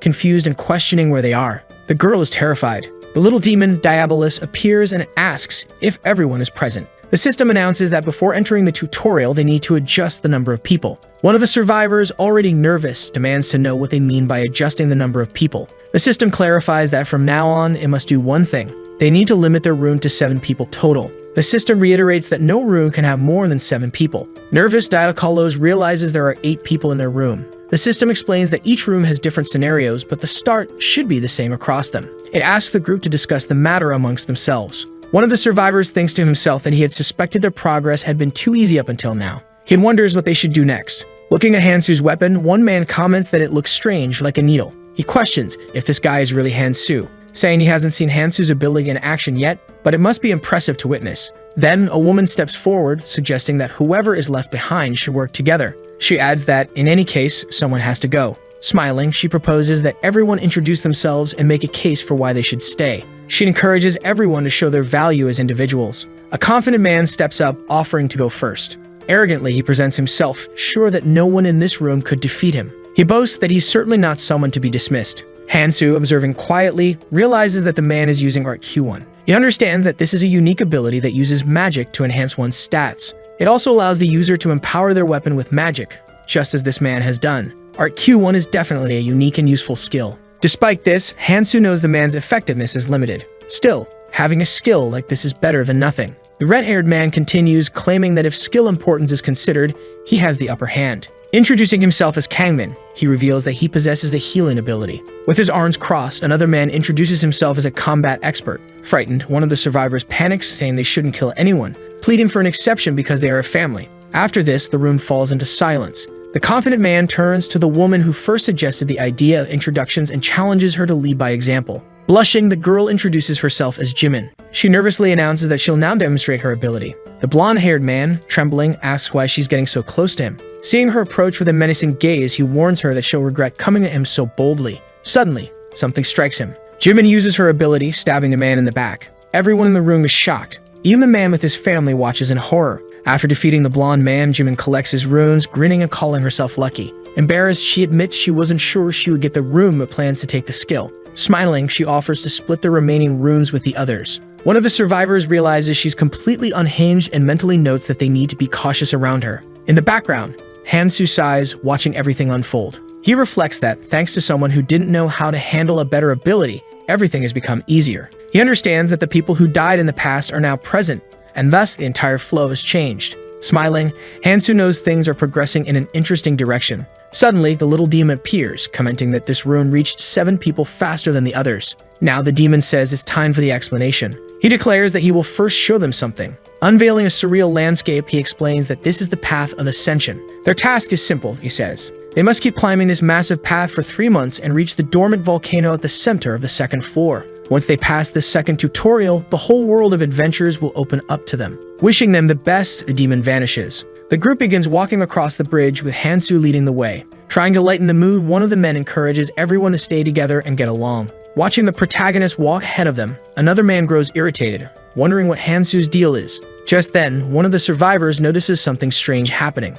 As Kang looks back, he realizes the bridge is collapsing behind them. Without hesitation, the group begins running for their lives. After a frantic escape, they finally reach solid ground exhausted. The little demon appears, smirking, and asks if he forgot to mention that the lower part of the island collapses over time. He adds that the bridges fall apart even faster, so they should be careful. Frustrated, the group realizes this is something the demon should have said from the start. In the background, the combatant asks the hero where he's going. Annoyed, he curses Hansu, calling him antisocial. The crazy woman, Jimin, suggests they follow Hansu, saying that he seems confident and likely knows where to go. The entire group begins to trail behind Kang. They pass through a dense forest. After walking for hours, the combatant complains that they haven't found any bridges yet and demands to know where Hansu is leading them. He grumbles that they've been seeing the same things over and over with no clear destination. Frustrated, he asks how long they'll have to keep walking. Curious, he then notices Hansu eating something and asks what it is. Hansu replies that it's oak bark, which has an antidote effect against venom. Perplexed, the man asks why he would need that. Suddenly, a giant snake appears. Reacting quickly, Hansu grabs the man by the shirt and throws him to the ground, saving him from the snake's strike. His expression shifts as he realizes he's found what he was looking for. Startled and terrified, the man asks how Hansu knew about the attack. Using the same nonchalant tone, Hansu attributes it to his superpowers. Shocked, the man watches as the snake bites Hansu's arm. But Hansu quickly retaliates, attacking the snake while calling it stubborn. The creature, an adult runic serpent, has a temperament that changes based on the rune on its head. However, there's no consistent pattern to these changes, making its behavior unpredictable. Frustrated, the man realizes the snake's attacks leave no room for recovery. He recalls that someone named Han Cho had mentioned a trick to defeating them, but at this rate, it's not working. Angry, he turns to the family hiding behind him, asking why they aren't helping and telling them to stop hiding behind him. The father nervously apologizes, saying he must protect his family above all else. This response infuriates the combatant even more. He grumbles that having a family has nothing to do with fighting and wonders if they're trying to get themselves killed. He then turns to the bespectacled mage, asking if he has any excuses since he has no family to protect. Adjusting his glasses with a sadistic smile, the mage replies that he can't risk getting hurt in battle. He explains that if he's injured, he won't be able to heal the others. Reacting to this, the combatant sarcastically asks if the mage's sword is just for show. But then he concedes that the logic makes sense since the mage is the team's healer. The mage smugly reminds the group that his healing comes at the cost of 3 strength runes. Hearing this, the combatant is left speechless. Shina turns to the combatant, asking what he plans to do. Sad and frustrated, he walks through the grass, wondering if he's the only one who finds the situation unbearable. The bespectacled mage taunts him, urging him to charge ahead. Meanwhile, Hansu then calls someone using his technology. It's a person named Keel, who asks what he thinks of the new group. And the man responds to not even mention it, and asks how things are going over there. The person on the other line says it's not too bad, and that apparently there is someone from the rescue team from the next floor, saying that he needs to find recruits along the way to expand the group. So the man wonders who he can bring along to the group among all the available options, remembering Hansu, who claims to have superpowers. He also remembers Jimin, who is apparently crazy. In addition to the cunning Marin who wears glasses, And of course, there is still a family of useless people. So he says they must survive above all. He says they will talk later and says goodbye to the captain. Suspicious, the protagonist just watches the fighter and only says that it's too early for someone with monarch traits to have already manifested them, saying that part of the attributes of a person that all monarchs possess is the literal ability to lead a group, and to become a monarch in fact. The monarch gives their clan members their own symbol. All who bear the monarch's symbol have their bond with others strengthened, making it possible for the clan to communicate among themselves. However, the number of people the monarch can assign to this group is limited, but for now they will be busy trying to recruit more people. Thinking about this, if the protagonist wants to compete with the monarchs, he will have to start doing the same. Because to be heard, he needs to be strong enough to draw attention. Sometime later, all the lizards and rune snakes have been destroyed. Then he wonders if they have already left the area since the number of the dead is decreasing. The protagonist moves forward, understanding that they are almost at the nest of the mutant rune snake, and that they are finally close to the reason he is there. The mutant rune snake is much larger than the others and has a different scale. It is the rune-eating snake. The family man behind everyone asks for calm, wondering if he really needs to fight this giant snake or if it could just ignore them. But Hansu says that if he wants to leave for that reason, he can go, as he doesn't care either. The man says he doesn't know what to say and that they should walk as a group. Facing Kang, he says that the man got something wrong, affirming that he is not walking together with the group. Then he explains that they were just walking in the same direction, but it's already time for them to separate. The girl says there's nothing to do, and the man, desperate, asks who's going to fight like that. Smiling, Jimin says they can't force the boy to stay with the group, and asks if the man is going to back out as well. But this response also leaves him in shock. Then he says for them to continue. The fighter is curious about Kang's decision, thinking he understands that he heard the hero is stubborn, but he can't abandon him this way. The doctor asks him why he is standing still, saying that if he is thinking of bringing the boy to the group, he might as well forget it. Sighing, he responds that all this time he was the only one not healed by him, and that people like the hero don't listen to others. From what he analyzes, he's also not the type that will live for long. Hansu thinks it's a pity for such a talented person, but there's no other way. Fighting with the protagonist, the giant snake tries to strike him. Then he tries to dodge when the rune is active, but when he removes the agility rune, it attacks. Quickly, he charges at the creature, attacking it with his powerful meal, realizing that it is stronger and faster than the scaled snake he faced in the previous tutorial. However, it's nowhere near the carnivorous beast. Analyzing the fight, the hero understands that when he attacks the snake, it switches to the resistance rune, weakening the damage, understanding that if he takes more time, he won't be at a disadvantage. But it's going to be a hassle to deal with this situation, stating that defeating this creature will be simple, since he just needs to focus on the trees in the center of the clearing, which are shaped like a nest. So you must ignore the snake and first attack that place, because that way, instinctively, it will ignore its own defense to protect the nest. Running from the snake towards the nest, he understands that it works. However, he suddenly stops running, attacking the giant snake with multiple strikes with his needle. Happy, he says he got his hands on it faster than he imagined. The reward is the egg of the rune-eating snake. The egg is starting to hatch. In his hands, he holds the egg of the rune-eating snake and the rune he just took. The egg then begins to hatch more intensely, and some living being emerges from within it. It is a young rune-eating snake. It eats the runes and spits them out immediately. Curiously, this young snake eats 3 random runes and spits out 2 chosen by the owner. So you need to give it 3 to receive 2. Then he says that she can get all the runes she wants. But getting the runes he needs is much more important. Understanding that for now, he should focus on increasing his magical and physical resistance, telling the little snake that now she can rest. And with that, he has achieved his goal, having to soon leave this place. The child asks his father where they are going, and he tells him not to make noise. Looking at the map, he realizes that it's not showing the structures in much detail, and that they can't move without thinking when they don't know who might be out there, wondering where they will be safe on this island. Irritated, he thinks about what would have happened if he hadn't been abandoned by the others. Your wife says she heard something coming from the bush. Trembling, he spreads his arms, questioning whether it's a monster or another person. But who emerges from the bush is Kang Hansu. He asks what the family is doing in this place.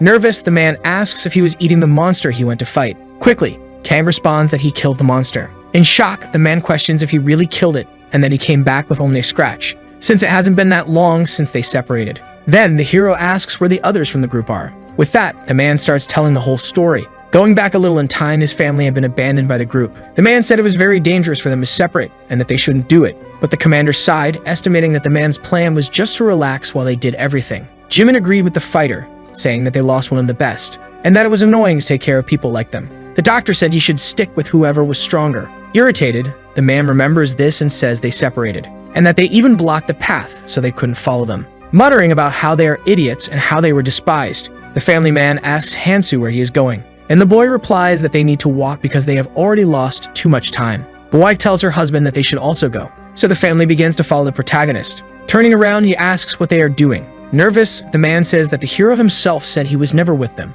and says that this family is just making their own way. Ignoring the response, he thinks he is very straightforward. Then he tells them to do as they please, because he will fight alone anyway. A little while later, he is already annihilating some wild monsters, saying it's very difficult, but because of that, his attributes are getting better and better. After that, he puts his young little snake on the ground to grab the rune, and considers it a good decision to focus on increasing his resistances first before anything else. The snake is eating the life rune of the moment, humming. His attributes are rising a lot, especially his resistances. The hero stares at the knife, thinking about cooking something with the rest of the monsters. The daughter blushes and is very excited to see that Kang is getting stronger and that it's amazing. Then she wonders if they should also fight, but her father says there's no need for that and that just being together is already like a blessing from the gods. So they just need to find a safe place to stay. Then they decide to follow the protagonist. The three of them are running after him, trying to keep up. The girl wonders where he is going now. Then she notices he is entering a tunnel. He is moving forward, fully focused on the tunnel, while the family is also following him, but they are a little scared. Seeing other people along the tunnel, he wonders if this is where they were supposed to get all along. The man is very happy that they reached this place without any problems and for still being alive. And the family is also excited along with him. Noticing the arrival of the family, the man looks back and also sees that the protagonist has arrived. Seeing that he returned alive without any injuries, surprisingly, the little devil approaches the family man, saying that he is making a lot of noise even though he arrived late. Then he says he will close the door since they were the last to arrive. Closing the door at an instant, he scares the whole family. Snapping his fingers with a sadistic smile, he says the large-scale event will now begin, welcoming everyone to the first layer of the first floor. That 75 people remain, which is very good, pointing out that luckily they didn't have many casualties along the way. Then he says this event is special. It's a battle for tokens. A system screen appears for all participants. The little devil explains that they need to use the tokens to move, and that the goal is to get out of there from the collapsing first floor to go to another island. He also says it's obvious that some islands are full of monsters and surrounded by lava. But if they are lucky,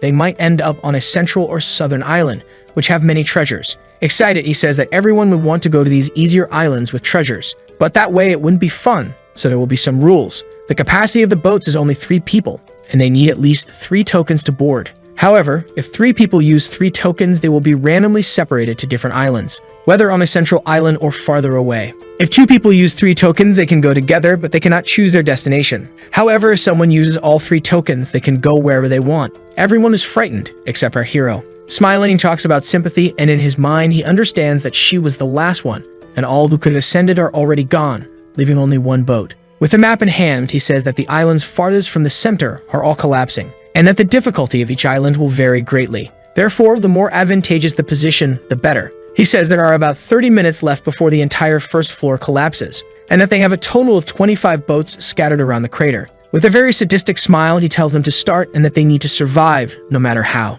because this way, it's even more fun. Soon, chaos begins as people start shouting at each other to give up their tokens. Irritated, they start fighting, saying not to be left behind. Someone tells Hansu that this is the beginning of inevitable chaos, calling his name, which makes the hero look to the side. The family man kneels, begging for his help, pleading for him to help his family just this once. Desperate, the man explains that he needs more tokens to get to the central island without any trouble. With a frightened expression, he says that the protagonist is strong and quickly adds that he can get tokens or anything else he needs. Then he suggests that he steal tokens from other people to bring to the family. He only thinks that if the hero does this, they won't have any problems getting there in time. Putting his head on the ground, he says that he would be saving the lives of innocents. Coldly, Hank says that the man needs to take care of himself and solve his own problems. Kneeling, the man begs him to resolve the situation, pleading kindly while someone in the background tells him to be quiet. Approaching the man, Hanshul kicks him in the chest. Grabbing him by the shirt, he says that he is very annoying and asks if he will keep listening. Invitingly, he calls Kang Hansu to go with him and says that this way he might even get some tokens if he needs them.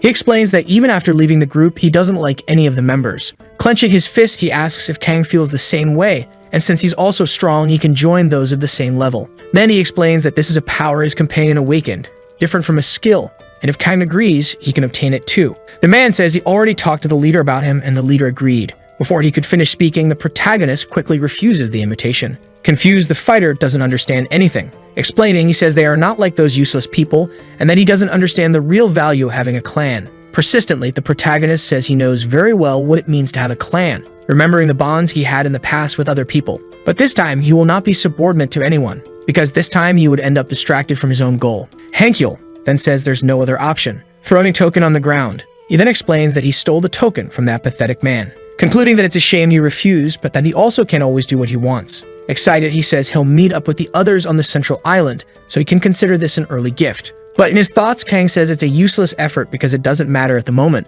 The blonde man approaches, saying there's a token under him, and another says that if he doesn't take it, it's up to him to grab it. Quickly, several people head toward the token on the ground. One ends up grabbing the token first, but they start fighting amongst themselves to see who will keep the token in the end. One of the men goes with a knife toward the girl's father, who begs not to be killed. The man with the knife grabs the girl by her coat, saying they're a family and that he'll give her a dignified death. Then everyone starts screaming in an endless chaos, thinking that this family was placed there to watch a show from the beginning, and that no matter how much effort they put into the situation they are in, even their death is planned in this place. Jimin catches the protagonist's attention, asking why he refused Hanchul's offer earlier. He responds that he has other reasons and asks why she wants to know. With a scary smile, she says she also has a proposal for the hero, showing that she belongs to a clan, and tells him to come with her. He starts nodding his head, saying no, and she smiles, saying that was expected. However, she says that before leaving, she has one more question, asking if he hasn't left yet because of the sense of empathy. Then she says she doesn't think that's his type. She begins staring at the hero,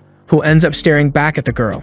And no one will know what happened down here because those who stayed won't even be able to protect themselves. In his mind, he thinks that all of these people are ones he could have saved at some point. However, in the tutorial, where the fairy's power is immense, he won't be able to save everyone, so he only has one thing left to do. Gripping his weapon, he apologizes to everyone around him, thinking that he knows very well the fate of those who cannot move on to the next island, down below where the sea of poison lies, while the fairies seem to enjoy watching all the people melt one after another. He could only watch all of this without being able to do anything. So he says people can hate him as much as they want. In his mind, he thinks that instead of suffering while being exploited by them until death, he is being merciful in his own way. Sometime later, he is feeling the breeze inside the boat. The devil says that he is truly incredible, that he didn't expect him to do that, but regrets the fact that it was too easy. Laughing a lot, he says that Kang is a rising star and doesn't need to worry because he won't go gossiping about it. With a sadistic smile, he says he will be waiting for him up ahead. Reflectively, Kang thinks that he won't regret it, and that he didn't come back to save everyone, but to win as quickly as possible. He cannot falter, affirming that he must keep moving forward. His next goal is the central island. The system notifies that all 1921 travelers who arrived are very welcome to the land of opportunities, known as the central island. There are a total of 3 important things on the central island. The first is to defend the castle that holds the crystal. The second is to grow stronger through the underground dungeon, the only dungeon in this region. And the last is that the monster wave is coming, so you need to protect yourself. The archers are trying to destroy the undead wielding swords in a fierce battle between them all. If they can hold the wave here, they will survive during the day, so they must stand firm. One of the men is on the ground, saying he can't do it and hopes to survive another month while begging for help. Another shouts at him to maintain the defense line. Slamming his hand on the table, someone says they need to establish some rules, explaining that the defense was almost broken in just one day, and that's why they suffered serious losses. This is Park Jung-wook, MK of the Monarch clan, who says that if things continue like this, they will fail to protect the crystal. And Juyeon, from the Huijiang Monarch clan, says they should discuss this matter when the other monarchs arrive. Hong Xia from the Noel Monarch clan comments that the most powerful are already in this place, so it doesn't matter. This is Lee Duktae from the Smog Monarch clan, who asks what they suggest doing. Park says the biggest problem is the lack of strength and defense, and that they need to bring people who are not affiliated with the clan, even by force if necessary. Xia says they have no way to control the unaffiliated travelers, but Park reiterates that they need to deal with them even using force, because a new attack is coming, and they have no guarantee they will be able to hold it off this time. Then the red hair asks if the clan alliance did any recruiting, and that by combining their forces with the outsiders, they could guarantee they would defend themselves. However, the man says they need to consider the number of people going to the underground dungeons because it's a serious problem, since this caused them to grow in numbers, and now they almost have the same number of members as the clan alliance. These gathered people formed a ridiculous group calling themselves the Basement Alliance, and when they started taking action, they were already beyond the control of the Clan Alliance. So he asks how the Clan Alliance, a group focused on defense, could deal with these people, suggesting that they send the Force Line clan to the front to the dungeon first. One of the monarchs intervenes, saying that if this is the plan, the smaller clans should go ahead to minimize losses. Biting her finger, the purple-clad monarch says that if at least the original 1900 had focused on defense, at first everyone participated in defense because everyone's survival depended on it. However, some people started returning from the dungeon with powerful artifacts and became stronger. Soon, everyone on defense began going to the dungeons one by one. Then she wonders how they will be able to defend the crystal for the next month, and someone arrives in the background. Arriving all smiles and happy, Jimin says she's not here to pick a fight this time and mentions she brings important news. She mentions she received a report that someone is going mad and fighting against the Basement Alliance. This information leaves her colleague in shock. Everyone is surprised by what the girl said. Meanwhile, outside, someone is kneeling on the ground, begging for mercy. Quickly, a sharp weapon approaches. It is the protagonist's needle, striking the man's shoulder with full force. With a cigarette in his mouth, Hansu says he's free to go and that starting tomorrow, everyone will fight at the top. Trembling with fear, the man begs him not to come any closer. The man lying on the ground is in shock, realizing he cannot win against the hero, while Kang says he needs his weapon. In the background, a doctor is watching everything, realizing it's Kang Hansu. One of the men grabs a knife and runs toward the hero. Staring coldly, Kang says that the artifact he's holding is too good for someone without color. Striking him in the chest, he says that's what he deserves. Trembling with the knife in his hand, the bald man wonders if the knife's ability has disappeared because it's not penetrating. In response, Hansu says that now it's his turn. He strikes the bald man with full force. Then the hero states that it's tiring to fight him while trying not to kill him, and that it's inevitable because in the end he's a valuable resource. Smirking sarcastically, he says there's only one more, but that should be enough. The Clan Alliance quickly arrives at the scene, shocked, wondering who this person is. In their minds, they understand this is the boy Hansu had mentioned. With his arms crossed, Kang says that the Basement Clan and the Clan Alliance will unite starting tomorrow, alternating between hunting and defense. And if anyone has a different opinion, they should speak up. Then he explains that people cannot be commanded without this characteristic anyway. At this point, he asks him to gather as many useful people as possible and have them join his clan. He assures that the people outside will follow all his commands. However, one of the clan leaders realizes that this will only benefit the hero, not them. She wonders what he truly wants. Monarch Lee looks at the girl, questioning what she wants as well. Smiling, the monarch says that someone like the hero, who just arrived and is already causing trouble, must have some hidden interest behind it. Hansu responds that as long as the basic system rules are set, he has no intention of interfering. However, Lee says that you never know, he might simply change his mind and get rid of the Clan Alliance at some point. Still, Kang says he's not interested in these debates, but if that's a concern, quickly, the hero disappears from the scene, leaving everyone in the room in shock at his disappearance. Grabbing his sword, the man says it's just a simple invisibility skill and that there's no way the boy left that place. However, Hansu responds that he could have attacked if he wanted, appearing behind the arrogant monarch, placing a knife close to his neck. The man realizes that it wasn't just a simple trick, but rather a dragon that was confusing his senses. Nervously, the man can't believe he fell for something like this so easily. Then the boy says he got a new item before coming here to join the current trend. Guards quickly arrive at the hall, but Kang says he has no intention of being hostile toward them, telling everyone to do their best according to their positions, stating that's all he wants, nothing more. As he leaves the hall, he thinks that they've all been against each other the whole time, and it will be difficult to unite their forces, but there's still time to go easy on them. Then he thinks that this is just the beginning, and that something else is coming next. Standing in front of him, Jimin asks the protagonist to wait, saying she will be disappointed if he simply leaves. Jimin refers to the conversation they had earlier and says she now expects a different answer. She asks the protagonist what he thinks about it. She reiterates that she has already asked this question before and wonders if he knows how to join her clan. Standing in front of the protagonist, the girl starts to stare. Approaching him, she says that this time she expects a more honest answer.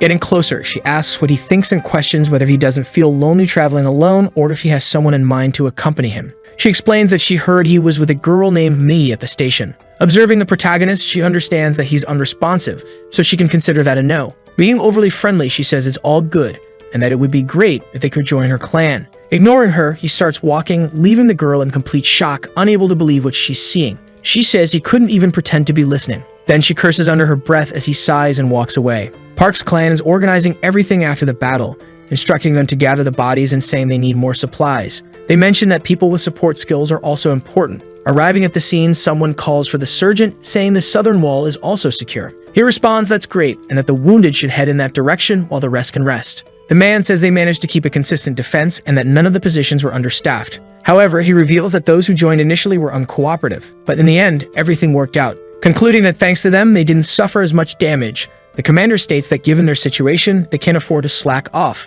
With that monster guarding the defense line, they had no other option. And it's shocking to see the hero handling so many monsters at once. If this person had a bit more education, they could be recruited by the clan. He thinks that regardless if they continue as they are, they'll be able to handle the opening of the rifts. Suddenly, someone screams that a rift appeared in the sky. Soon, the usual little demon appears. All excited, he asks if they were waiting for him. He asks if they had enough rest over the past 2 days. Park's clan is in shock, realizing the demon's presence can only mean something bad. The demon explains that it looks like they're ready to put real action into practice for the people who are bored. And starting today, demons will appear on the battlefield. Additionally, these demons are very powerful, but the people shouldn't worry too much. He explains that the undead they had been facing up until now didn't drop any rewards. However, by killing a demon, mini crystals will drop. The creature says this is a great opportunity for everyone there, because they can exchange these crystals for some incredible artifacts that are exclusive to this location's shop. Moreover, they can also exchange the crystals for something else, which are tickets to escape the current location.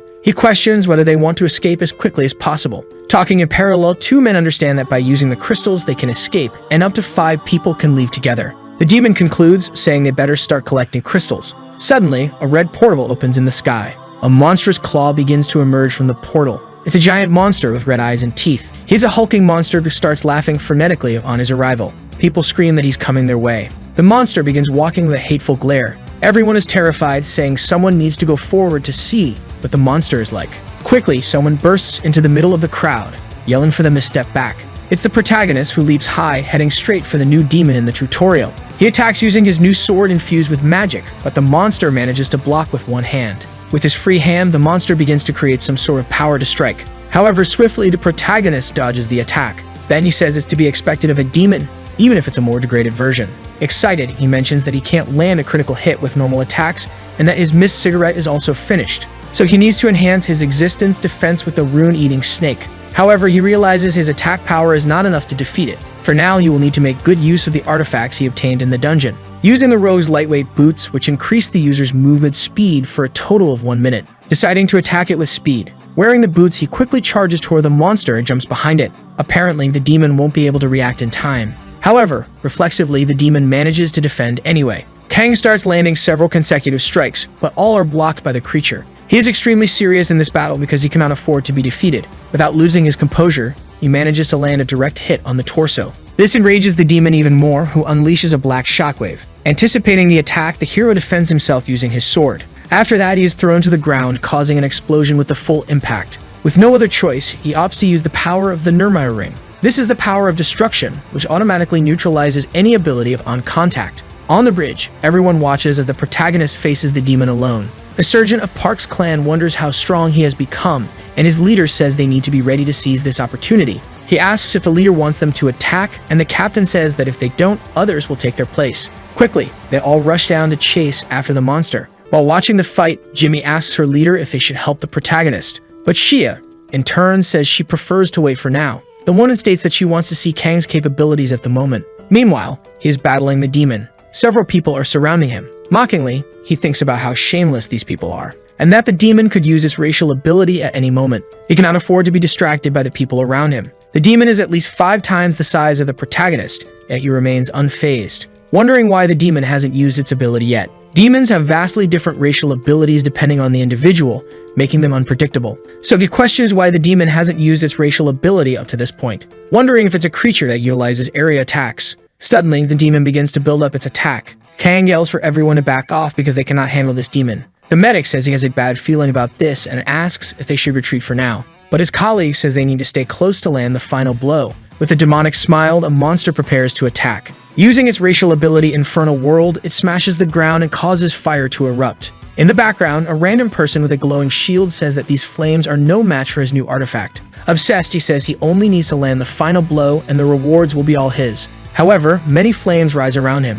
Everyone starts running. They all flee as the man with the shield is killed by the flames. Though everyone is running away at the same time, Kang stands still, waiting for the attack. He begins to activate the ability of his ring, saying that he will try to use the full power of the artifact right now. Attacking the flames directly, he uses his authority destruction ability with his sword. Then people are in shock, wondering if the flames were extinguished just by the hero's attack. The strike was strong enough to crack the ground. People remark that he's a tough one. In his mind, the protagonist states that he is the only person who can fight the demon, because he's the only one who can match this power. Suddenly, the monster charges at him. The two of them are fighting, engulfed in flames. In the background, the red-haired clan leader watches, wondering if the person he's seeing is truly a traveler like all of them, because surely they started off as equals. However, the power gap between them is enormous. He points out that they need some kind of plan, because if things continue this way, the clan alliance will lose all the advantages they gained so far. Sometime later, people are already preparing for the next wave. The girl is leaning against the wall alone. Someone approaches, saying that she's waiting for a certain person, she'd better forget it.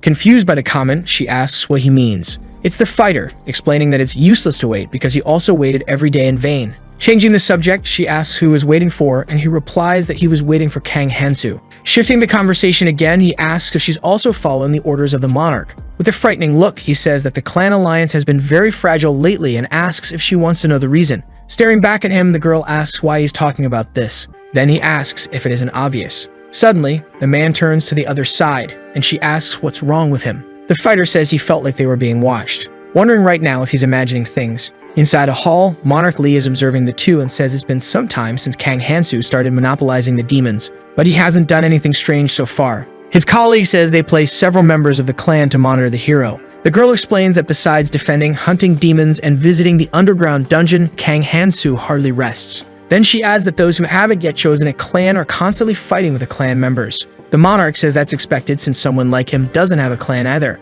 In other words, it's more natural for problems to arise because even the clan alliance follows Kang Hansu's orders. Some people begin to enter the hall while the man explains that he's prepared something for this. Smiling, he says that for the sake of their future plans, this cannot continue. Several people begin gathering with everyone in the hall. With open arms, he asks if they can start discussing the future of the clan alliance. Elsewhere, a monster lies dead with two of the protagonist's weapons stuck in it. Kang Hansu appears tired after many battles. Throwing his needle to the ground, he says it's useless at this point. Sweating profusely and exhausted, he says that with this, the total is 60, and can finally get the top-tier artifacts sold in the crystal shop, because most of these artifacts are exclusive to clans and have great effects. However, if the crystals fall into the hands of the clans, it will definitely lead to disputes, so he needs to nip this in the bud now. Observing, he says he has another, larger objective as well. Then the system notifies the exchange of 60 crystals. He comments that he can use most weapons, but it's better to use those he's already more familiar with. So he decides to purchase the weapon Judgment of De Kratos.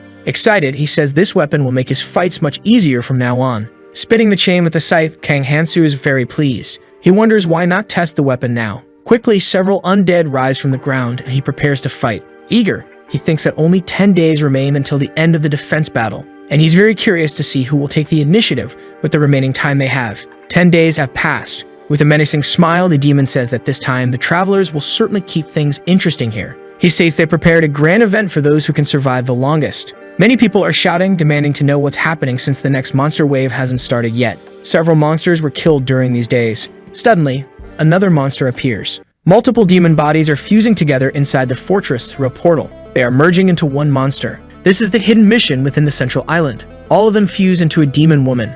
Upon awakening, she's already excited to fight, wearing black flames as clothing. She starts laughing maniacally. The little demon says that if it were up to the people, he wouldn't get too close to the fortress walls, because it's not like they can escape from there anyway. He then affirms that only two options remain. The first is that they can stay in place, resisting the attack of the undead, and then use the crystal to escape. However, the undead now are different from those they faced before. This way, they can anxiously await the undead. If they don't want the first option, they have the second, which consists of facing the Demon King that has been summoned inside the fortress. Shocked, a man asks if it's really the Demon King, and the woman says they never mentioned that before. While they argue, the demon states that he wanted to bring the Demon King, but the demon clarifies that he didn't summon the Demon King earlier because there was a high chance he wiped everyone out, but it was inevitable at some point, notifying them that the crystal will be activated in 30 minutes. He explains that it can only transport 500 people. In other words, half of the people there will be left behind. An important detail is that if they manage to defeat the Demon King, everyone can leave. And as special as this event is, he will eagerly await the outcome. He will patiently wait for everyone's decision. Frustrated, the medic says that all he thought he needed to do was survive for a month. Suddenly, someone starts clapping. Lee the Monarch says they should make the most of the 30 minutes and use the crystal to escape. In the background, the boy with glasses says he knows the man just wants his own clan to escape in the end. Then both stare at each other in silence. Responding, the man questions if it wouldn't be better to defend instead of advancing recklessly. They must think of a way to save the majority of the people. The man comments that this must be the monarch's idea, caring only about keeping his own people alive, no matter what happens to the others. Without showing any reaction, the man asks if he has any other plan. He notes that the demons on the first day wiped out dozens of them with a single attack. He wonders how they could defeat the Demon King like this. And what about the others? He asks if they would rather survive and move to the next island together. With a frightening expression, the guy questions if he's more inclined to rush toward his own death. The boy and his colleague fall silent. In the background, a girl is nervous, realizing the atmosphere has completely changed. But she tries to convince herself that everything will be fine since they are allies with the Smog clan. The protagonist arrives at the scene, affirming that the only way they can escape is by defeating the Demon King. This statement makes the girl even more nervous and confused. The protagonist concludes by saying that logically, only those who survive the battle will be able to get out of here. The man thinks to himself that this guy is interfering again. The monarch comments that the protagonist must be very confident he'll survive. Cyan Kang remarks that perhaps he will. However, he observes that if they fight for the crystal, it's obvious that at least 500 people will die, if not more. The blonde girl says that in that case, she'll follow him. She says they can't trust the clan leaders, so it doesn't make sense to join the clans right now. Raising their hands in excitement, people say they will fight the Demon King and escape together. Other members of the group arrive, declaring that they will fight alongside Kang Hansu. The earlier person starts getting more nervous, saying that with things going the way they are, they need to stop Kang Hansu right now, because it's important to destroy their morale. If the battle begins, everyone will fight to survive. As she contemplates ambushing him somehow, Kang warns her not to even think about fighting now, throwing his scythe with the chain near the girl, stating that it will be hard for her to deal with the consequences afterward. She becomes absolutely terrified by this warning. The monarch arrives, saying that what they are going to do now is cooperate with each other and resolve any disputes they may have, saying he'll follow his plan for the time being. With a grim look, he says they still have a chance. It seems everyone has already made some sort of decision. However, the hero asks everyone to give him a moment before they do anything. He says he needs to set things right. Then he takes out his new weapon to make an attack, chaining the crystal all at once. He puts pressure on it with the chains to the point of breaking it. This leaves the monarch and his colleague in shock, questioning what he is doing. The protagonist declares that since they're heading to the fortress, they won't need the crystal, because having an escape route would only make everyone weaker. People in the background agree with him, saying they need to focus on the task at hand. Everyone should head south to defeat the Demon King. Breaking the tension, Kang tells them not to follow him, stating they should take care of themselves and fight for their own survival. At that moment, the countdown ends and the test begins. A while later, they enter the Demon King's fortress. Inside, the sergeant remarks that this doesn't seem to be the same fortress he saw before because it's completely different. The atmosphere is dark with a purple hue and many candles lit around. There are numerous lit candelabras as if it were some kind of church. And the fortress is enormous, so large that there isn't even proper lighting to see the end of it. Just seeing this place already instills fear in people. Excited, the Demon King says it's been a long time. He says that if they came here to have fun, he can't let them leave now. Quickly, the doors slam shut, scaring everyone. The system notifies that the fortress has indeed been sealed. The ground begins to crumble rapidly. Several monsters start climbing up from beneath the floor, resembling undead goblins with a grotesque appearance. One of the people there is terrified. She screams for help as the monster charges at her. The protagonist's weapon strikes the creature. He tells the people not to panic, reminding them that these bastards are no different from the enemies they faced before. Looking at the boy who has fallen and is crying, he tells him to pull himself together and fight them. Deep in thought, he realizes that the real problem lies ahead, because to fight the Demon King, they need to get through all those gates. Suddenly, pillars of fire rise and Kang warns everyone to step back. This is the gatekeeper demon with a murderous aura ready to fight and defend the fortress. Several fire demons begin to emerge. They are preparing to battle and protect the area. As they start attacking together, the protagonist orders everyone to get out of the way. A thick cloud of dust rises. With a serious expression, Hansu instructs that they must face the enemies separately. He tells those responsible for buffs to retreat to the back. Meanwhile, the long-range attackers should take their positions, concluding that those who aren't skilled enough should focus on guarding the perimeter. Park warns him to wait, as advancing recklessly could put everyone in danger. Ignoring him, the boy charges ahead, alerting the left flank that he's starting the attack. Kang knows this monster is based on the Abyssal Guardian, and despite still being relatively weak, its movements are quite similar. Therefore, he can easily predict its attacks. He throws his chain toward the monster, stating that he can now use the full power of Decratos. These chains can extend for dozens of meters. This is the power of the weapon the protagonist obtained. Using the suppression ability, he starts exerting pressure with the chains. As a result, the monster kneels. Kang can trap any opponent through his pressure. Draining its magical power, he casts a curse that lowers all of the opponent's stats. Though it drains his own mana, it's not something he can't handle. With a murderous aura, he asks if they're just going to stand there watching. All the fighters are impressed by the protagonist. Leader Park says they can't just sit by and watch. He orders everyone to prepare to attack, commanding his clan to fight for the honor of the group. The other leader says the weaker one should serve as support in the rear, and the team says they'll strike first. All the clans begin working together, attacking in sync. They start firing long-range weapons at the kneeling monster. It seems the monster is gradually losing its strength. However, flames start emerging from its sword. It looks like it's trying to invoke the infernal flame. A massive firepower begins to surge from within, starting to put pressure on the chains of the hero's weapon. Suddenly, the monster manages to stand up. Apparently, its stats have returned to normal. Kang tells them not to stop attacking for even a second, because it's hard to keep standing after all of this. If he focuses on the exact spot, he can finish off the Guardian once and for all. Determined, he charges in full force. channeling an enormous amount of energy and power into his sword. The girl says that's too dangerous and that the flames might render all his attacks useless. But the protagonist ignores her and decides to continue the assault. With his arm completely damaged, he says he needs to get rid of it, because the place where the flames originate is where the ignition stone is located. Without hesitation, he rips the stone out from inside the monster. Then he holds the stone in his hand. One of the onlookers asks what just happened, and Park states that the flames around the demon have completely disappeared. So the video ends here. If you don't want to miss the next part, activate the notification bell, and see you next time on Tob's channel.